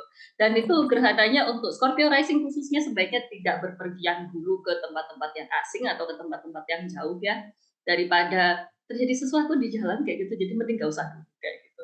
Nah kemudian gerhana yang lainnya yang ada di ujung Oktober itu terjadi di 7th house, dan ini akan menghalat gimana hubungan kalian dengan orang lain, baik itu pasangan, partner kerja, ataupun dengan klien kayak gitu. Dan kurasa dengan Mars yang ada di 1st house, coba agak hati-hati ngomong sama orang, jangan terlalu agresif daripada mereka enggan atau sakit hati nantinya dengan kata-kata kalian sedang jadi Mars yang kalau disenggol gampang banget ngebajak orang. Jadi mending agak ditahan dulu kecenderungannya untuk ingin sarkas sama orang lain kayak gitu. Dan juga karena kalian nanti ada Merkurius dan ada matahari di sana, hal-hal terkait dengan dokumen etc dan segala macamnya itu bisa lebih ditelaah lagi, karena di situ Merkuriusnya kelelep ya by the way kayak gitu. Dan jadi hal-hal terkait dengan dokumen ataupun dengan komunikasi dengan orang lain itu jadi ikutan senyap. Jadi jangan kalaupun mau membuat sebuah keputusan, coba obrolkan dulu ke orang lain daripada kalian langsung ngambil keputusan tapi ternyata malah ada yang kelewatan, karena itu ada kecenderungan terjadi juga di situ.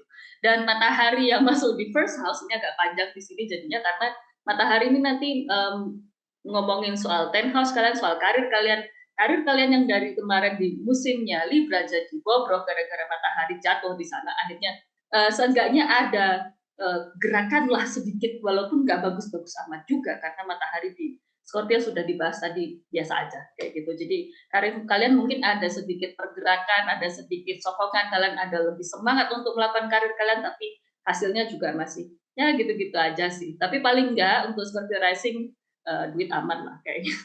Itu aja sih untuk Scorpio rising. Kalian ada yang mau nambahin mungkin untuk Scorpio rising di sini? Silahkan teman-teman. Aku tidak ada. Nggak ada. Bang Leo mungkin? Kami hanya mendukung saja kalau Ya. Scorpio rising hendak berkonflik. Ya nanti itu bisa lah langsung kelihatan sifat alamiah dari Scorpio rising ketika Mars masuk di situ. Baik, oh iya, pokoknya aku jadi ingat tadi aku udah ngomong belum ya, Mars masuk di Scorpio gampang kena luka-luka kecil, hati-hati juga sama itu buat Scorpio rising. Udah sih gitu aja. Kalau nggak ada yang mau nambahin, kita lanjut aja di sini ke Sagittarius rising. Silahkan untuk anak benefik aja karena di sini kebanyakan malefik gitu ya. Silahkan anak benefik juga anak Jupiter untuk menjelaskan Sagittarius rising ini kayak gimana. Sagittarius Rising luarnya masih melambat sih, sama aja dengan Pisces Rising. Jadi mungkin adanya tanggung jawab di situ yang masih harus dibenahi, adanya kerjaan yang pasti harus dievaluasi, hati-hati buat kesehatan, dan hati-hati juga mungkin yang mempunyai hewan peliharaan, itu memang lebih terfokus atau butuh perhatian untuk Sagittarius Rising. Dan juga untuk gerhananya akan terjadi di host 11, jadi mungkin adanya suatu komunitas, adanya rasa ingin memisahkan diri juga dari teman-teman komunitas, adanya ketidaknyamanan.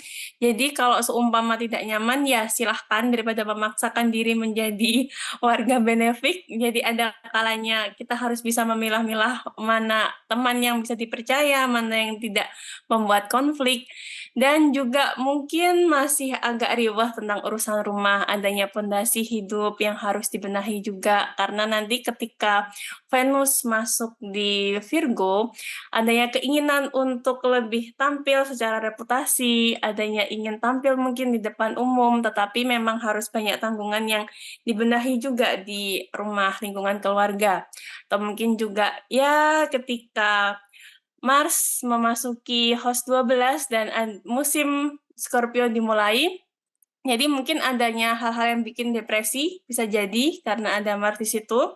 Ya walaupun ada sedikit bantuan, jadi mungkin lebih ingin memisahkan diri, lebih ingin merenung terkait urusan anak, terkait juga ya tentang dirinya sendiri, tentang kesehatannya, akan lebih terfokus juga di tahun ini buat bulan ini maksudnya, buat Sagittarius Rising. Ada yang lain bisa menambahkan? Apa ya? Mungkin Alun mau nambahin, apa Bang Leo mau nambahin? Sedikit aja sih paling ya, dan itu pun sebetulnya sudah tersebutkan ya, paling ya hati-hati dengan sakit sih, karena itu adalah bagian yang kayaknya langsung menyerang ruler dari si Sagittarius nanti pada saat eclipse gitu, dan itu bisa jadi cukup intens, dan mungkin bukan cuma sakit ya, tadi juga sudah disebutkan adanya pekerjaan mungkin yang sangat bertubi-tubi, dan ya bisa jadi itu berlanjut ya karena pekerjaan begitu banyak jadinya sakit lah gitu. Itu aja sih. Alun mau nambahin? Sama sih ya, kurang lebih mungkin karena itu retrograde gitu kan, jadi masih dalam situasi yang lethargic lah gitu kan, nggak terlalu segesit ketika dia di Aries gitu, di Aries kemarin kan. Jadi ya masih, ya mungkin beberapa dari Sagittarius masih bermalas-malasan atau mungkin juga tidak terlalu oke ya dalam kinerjanya gitu kan. Dan juga tentang kesehatan tadi mungkin ada hal yang sifatnya itu tidak tidak diketahui oleh banyak, mungkin ada masa yang dipendam, atau mungkin juga ada stres yang itu ternyata berdampak kepada tubuh juga bisa kan. Atau juga bisa dengan dia adanya oposisi dengan host 12 mungkin bertemu dengan orang lama ataupun musuh lama juga bisa. Jadi hati-hati ketika bulan ini untuk Sagittarius rising mungkin untuk memperhatikan kembali tubuh, juga mungkin kondisi rumah dan keluarga juga bisa, karena Jupiter juga dia sebagai luar dari house keempat gitu kan. Dan juga mungkin ada concern tentang karir juga dan reputasi di situ, mungkin hubungan dengan orang-orang di tempat kerja ataupun hubungan dengan atasan yang tidak baik juga bisa terjadi di situ. Dan dengan komunitas ataupun network di tempat kerja juga hati-hati di situ mungkin. Kedengeran nggak suaraku? Kedengeran. Oh ya, aku ada tambahan lagi. Ya, silakan. Untuk Sagittarius Rising, jangan terlalu beroptimis juga ya di bulan baru ini, terutama ketika gerhananya ada di Libra. Jadi mungkin adanya suatu harapan baru ataupun ada keoptimisan baru. Ya lebih baik menyelesaikan pekerjaan yang sudah ada dulu. Lebih baik kayak ya mungkin adanya suatu tanggungan kerjaan yang sudah sebelumnya terjadi itu diselesaikan, baru nanti akan melihat hasilnya gitu sih, baru memulai hal yang baru daripada beroptimisme hal yang berlebihan. Itu aja sih. Baik, luar biasa. Oke, Sagittarius Rising, that's all ya kayaknya ya untuk gerhananya di bulan Oktober ini. Kita lanjut ke Capricorn Rising dengan gerhana yang ada di 10th house dan juga ada di 5th house. Aku mempersilahkan kepada anaknya Saturnus di sini. Silakan. Ya. Baik saudara sebapak ini ya. Ini Saturnus Rising, Capricorn Rising. Dengan lulurnya masih mungkin mengembara, jadi ya tidak terlalu begitu gesit dalam melakukan apapun, terutama mungkin dalam membagi jadwal keseharian ya di sini, atau mungkin komunikasi dengan sanak saudara ataupun orang sekitar juga masih ada sense of keengganan gitu kan. Dan untuk bepergian pun juga ya sekali aja, mungkin dengan keperlunya aja gitu, seperlunya aja, ketimbang mungkin bepergian untuk bersenang-senang gitu kan. Untuk eclipse-nya, concern-nya di house ke-10 dan house ke-10 dan house ke-11 gitu kan. Artinya ada hal terkait dengan pekerjaan ataupun reputasi ataupun hubungan dengan atasan yang itu mungkin terganggu gitu kan, dan mungkin yang harus diperhatikan gitu kan, dan lebih kepada pengalaman-pengalaman yang kurang menyenangkan lah mungkin. Ya mungkin semoga dengan adanya pembacaan ini ya supaya lebih mempersiapkan diri gitu kan, berstoik terlebih dahulu sebelum terjadi sesuatu yang tidak menyenangkan gitu kan. Kemudian untuk eclipse-nya di house ke-11 dan house ke-5 gitu kan, tentang hubungan kita dengan komunitas ataupun dengan harapan kita gitu kan, atau dengan masalah hubungan romansa dan kesenangan yang tertunda, hubungan romansa terganggu, atau juga tentang kesehatan anak juga bisa gitu kan, dan hobi kita yang mungkin juga tidak dapat kita nikmati gitu. Jadi hal sifatnya senang-senang itu mungkin masih ada, tapi juga terganggu dengan hal-hal yang lain, atau mungkin bisa cenderung failure gitu kan, seperti itu. Lalu juga untuk si Capricorn Rising mungkin ya hubungan dengan orang-orang ketika kita ingin menghidupi house ke-9 tetap pendidikan juga mungkin akan tidak terlalu rekat gitu kan. Mungkin kita akan cenderung untuk belajar sesuatu itu mungkin dengan cara-cara yang Merkurius di Scorpio. Mungkin tadi saya sempat disampaikan oleh Bang Leo juga, mungkin tidak terlalu banyak berbicara atau berdiskusi gitu. Mungkin akan lebih enggan lah ketimbang dengan periode-periode sebelumnya di Oktober ini. Aku sih bacanya gitu ya. Tidak terlalu banyak ingin bergerak, mungkin akan lebih banyak keengganannya. Okay. Ada lagi?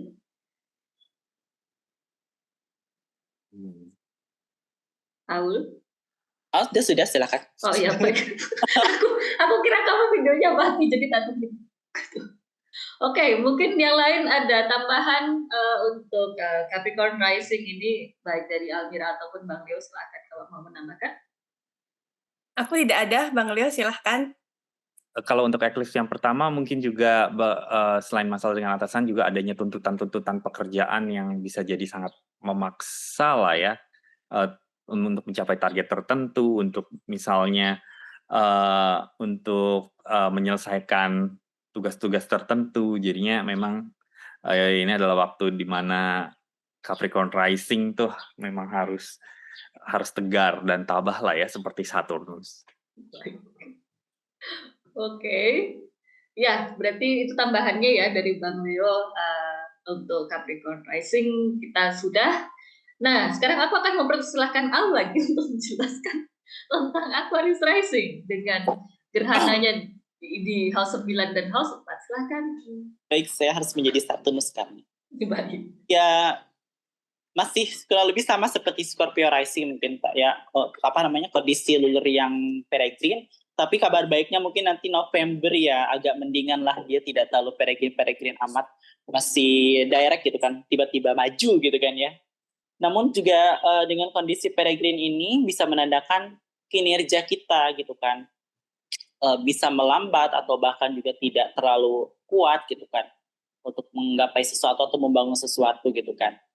Dan lunar pada di house kedua berarti concernnya tentang finansial juga bisa, atau juga ada kekhawatiran tentang finansial juga bisa karena itu lunar dari 12th house gitu kan. Nah, masalah-masalah tentang finansial yang harus diperhatikan kembali karena di sini Saturnus dia tidak memiliki dignity apapun kan di Pisces gitu. Artinya akan susah untuk membangun struktur finansial yang baik gitu kan. Ada perubahan-perubahan juga tentang pola makan yang tidak tetap, atau bahkan juga mungkin orang-orang di sekitaran kita itu mungkin ya support system di sekitar kita juga mungkin tidak terlalu supportive gitu kan, dengan dignity yang ala kadarnya seperti itu gitu kan. Nah, untuk Aquarius rising juga ada concern mengenai house ke-9 ya, tentang pelajaran ataupun tema-tema 9 tentang pendidikan ataupun masalah tentang hukum juga ada di situ. Jadi hati-hati jika itu berhubungan dengan hukum gitu kan. Ketimbang kita menjadi mungkin kita bisa menyelesaikan masalah-masalah hukum itu nanti ketika ketika masalah Allah ketika mungkin masuk ke 10 ya mungkin ya, tentang juga bisa gitu kan. Jadi hati-hati juga apabila kita ingin bepergian jauh gitu kan. Ada kewajiban juga mengenai pendidikan juga di situ. Ya mungkin membutuhkan pemilihan-pemilihan, harus dipilah-pilah lagi kan kita. Harus dipilah-pilah lagi lah kita gitu kan. Apa yang kita pelajari dengan kita belajar, bisa jadi terlibat debat juga di situ gitu kan. Hati-hati. Nah, juga bisa berhubungan dengan tema-tema house ke-10 nantinya tentang karir, kita akan menyoroti kembali tentang karir gitu kan.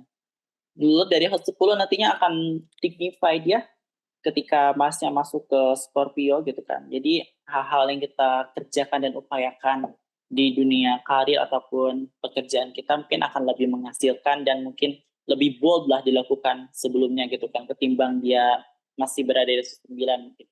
Ya lebih bersemangat lah gitu kan dalam menghidupi yang ke-10, tentang reputasi, tentang karir, hubungan kita dengan atasan gitu kan.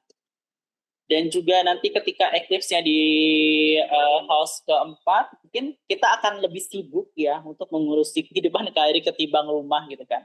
Rumahnya mungkin ada yang bermasalah di rumah, atau mungkin juga kesempatan kita untuk sering-sering di rumah akan tidak terlalu banyak gitu kan. Malah kita akan lebih ditekankan untuk menghidupi praksis gitu kan, tujuan hidup kita gitu kan, tentang karir dan apapun yang kita tuju di situ gitu kan. Dan untuk Venus ketika masuk nanti house ke-8 juga hati-hati tentang pengeluaran ya, pengeluaran wajib finansial ataupun berhubungan dengan sharing resource dengan orang lain juga di situ, karena Venusnya false juga kan.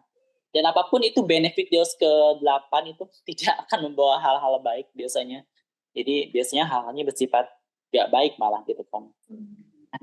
Jadi chart ruler kesimpulannya ini untuk chart rulernya masih tidak akan terhubung dengan benefit yang bersifat baik ya gitu. Meskipun nanti akan ada oposisi dengan si Venus gitu kan di situ, tapi ya tetap aja gak ada bantuan, gak ada fungsinya. Jadi ya ala kadarnya aja gitu kan. Jadi ya sekarang untuk si Aquarius rising ya pertegarlah diri Anda. Jadi Turnus yang sejati, berstoik gitu kan.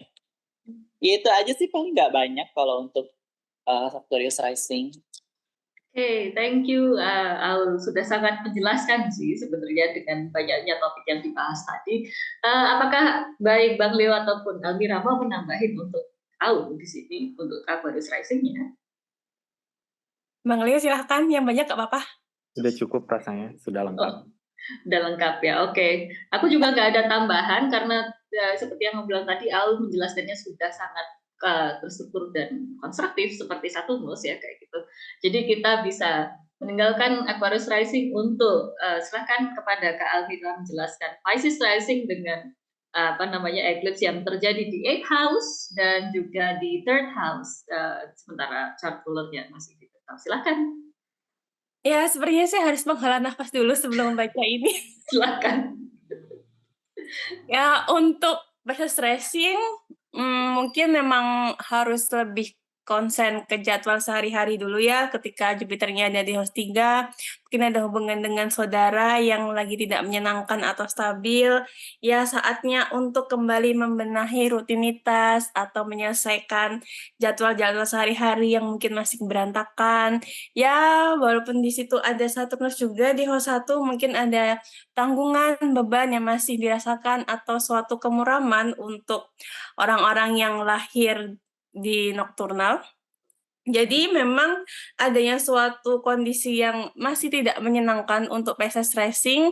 Lalu juga ketika Venusnya memasuki di house 7, masuk ke Virgo, ya mungkin adanya bantuan sedikit atau dukungan dengan orang lain, tapi masih adanya sosialisasi yang kurang menyenangkan atau kurang optimal di situ.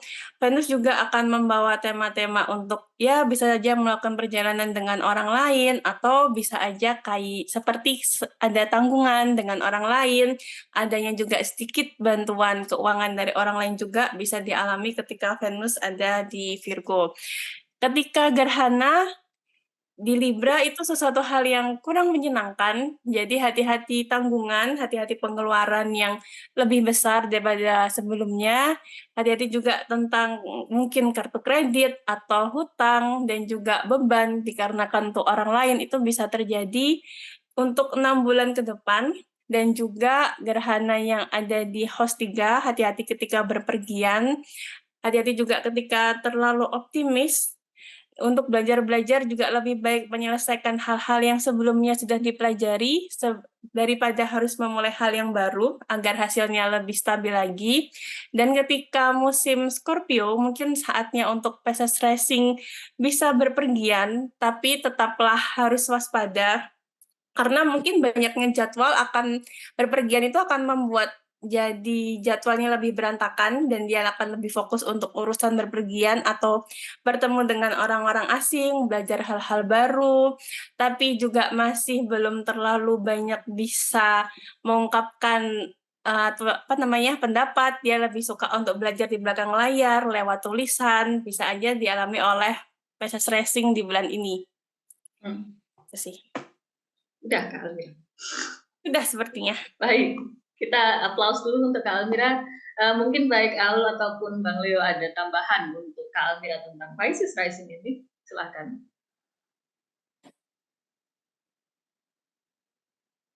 Sudah cukup sih kalau buatku ya hati-hati sama pengeluaran aja sih.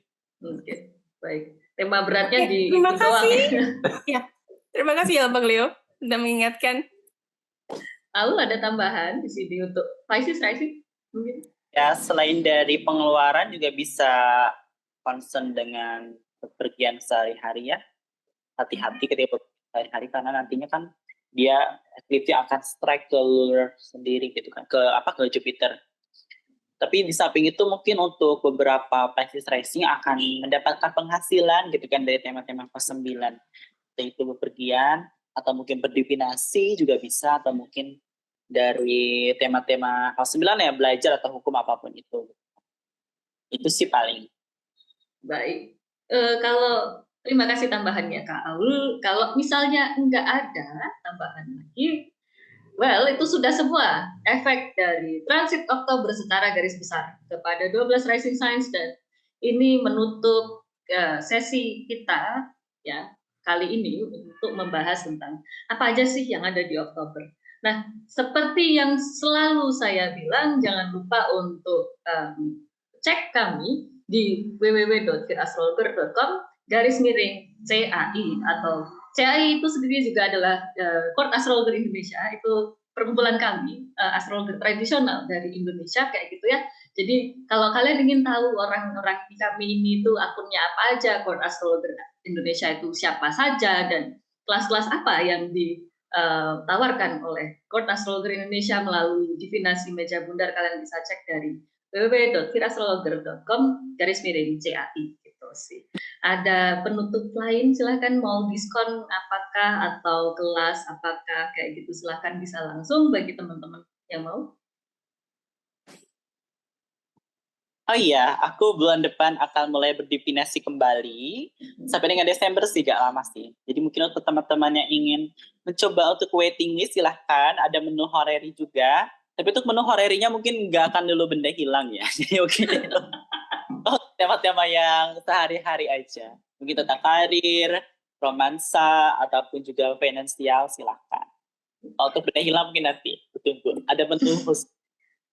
Baik. Untuk ingin berdefinasi atau mencoba untuk waiting list, silakan nanti hubungi via DM WhatsApp Instagram melalui astrologer_lawas. Terima kasih. Terima kasih Aul, semoga lancar untuk pembukaan bacaan. Aul untuk berhorarinya. Iya, akhirnya gitu ya setelah sekian lama buka. Ya, dia membuka horari. Oke, mungkin atau Bang Leo atau Almira ingin promosi kelasnya lagi juga boleh, silakan. Bang Leo silahkan. Ya, jadi bulan November nanti akan dibuka kembali kelas choices atau eleksi atau pemilihan waktu baik. Jadi bagi teman-teman yang ingin mempelajari gimana sih memilih waktu baik untuk membuka acara kah, memulai bisnis kah, memulai perjalanan, atau sesederhana mengupload konten ke medsos, itu bisa mempelajarinya lewat kelas choices ini. Gitu. Jadi bagi teman-teman yang tertarik untuk mempelajarinya, silakan DM langsung aja ke saya, atau bisa juga lewat Kira, karena kelas ini di bawah Divinasi Meja Bundar yang adalah ditemukan oleh Kira Astrologer. Anda kira ini barang antik ditemukan? Founded by. Founded by itu bahasa Indonesianya nggak ditemukan, begitu. Baik gitu. Oke ya, jadi kalau kalian yang ingin mengutak-atik waktu enggak sih, enggak sampai segitunya. Tapi kalau kalian ingin bisa untuk mengetahui hari baik untuk melakukan sesuatu, baik itu untuk pernikahan, untuk upload di medsos kah, atau untuk keseharian kalian mau ngapain, mau gunting buku apa, gunting rambut gitu. Apalagi kalau misalnya kalian ngerasa, lo kok gunting rambutnya jelek ya, kapan bagus ya gunting rambut, itu juga bisa pakai eleksi. Jadi bisa lihat apa aja sih isinya kelas choices dari Divinasi Meja Bundar yang diajar oleh Bang Leo, bisa langsung ke akun Bacot Nujum, bisa juga langsung ke www.firaastrologer.com/DMB, itu juga bisa ada list kelasnya di sana. Nah, itu dari Bang Leo, yang mungkin Kak Almira mau promosi kelas, silakan. Kalau aku sih review dulu ya, kelasnya Bang Leo memang eleksi itu sangat bermanfaat sekali, dan itu memang salah satu kelas kesukaan saya, jadi masih bermanfaat untuk sehari-hari. Jadi memang ya untuk menentukan hari baik, untuk sekiranya ketika kita memulai sesuatu, apa sih sekiranya akan terjadi, itu bisa dipelajari juga di kelas Bang Leo, seperti itu. Dan untuk saya pribadi, untuk bulan November nanti akan ada kelas mini basic bagi teman-teman semua yang ingin tahu seperti apa nih astrologi, tapi belum mau ingin memperdalam astrologi, itu bisa mencicipi, bahasanya mencicipi ya Kak Fira, mencicipi dan ya sekedar paling nggak astrologi yang utama tuh apa aja sih, itu akan dipelajari juga di mini basic, dan setelah itu akan dilanjutkan ke basic yang lebih dalam yang diajar oleh Kak Fira. Ini pendaftarannya hingga akhir Oktober dan kelas akan dimulai di bulan November. Ya, bagus. Terima kasih Kak Almira. Ya, jadi Kak Almira itu juga salah satu pengajar di Divinasi Meja Bundar. Saat ini Kak Almira mengajar mini course ya, mini basic atau mini course sama aja sih, itu istilah kami aja. Intinya adalah itu introduction to astrology. Jadi untuk kalian yang ingin tahu astrologi tradisional itu apa isinya, apa yang lebih penting, apa bedanya dengan astrologi yang lain, itu bisa nyicip dulu di kelas mini basicnya atau mini introduction to astrology. Itu juga bisa diakses di www.firaastrologer.com/DMB kayak gitu, atau bisa langsung hubungi Kak Almira di Instagramnya Almira di Airi ya, Kak Almira ya. Ya, Almira Airi. Ya, kayak gitu. Langsung DM dan daftar juga bisa. Ya. Nah, kira-kira begitulah yang bisa kami tawarkan di bulan ini. Ada yang mau tambahin lagi kali? Mau ada ulang tahun nggak ada? Ya udah. Baik, kalau gitu. Mau ada yang ulang tahun Bang Leo November. Itu masih bulan depan, masih bulan depannya lagi. nanti.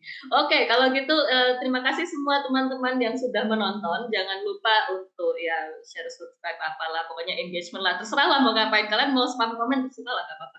Pokoknya jangan lupa rekomen lah ini video ini dan juga semoga bermanfaat. Stay tune. Bye bye. Terima kasih semuanya. Terima kasih semuanya. Bye-bye. Bye.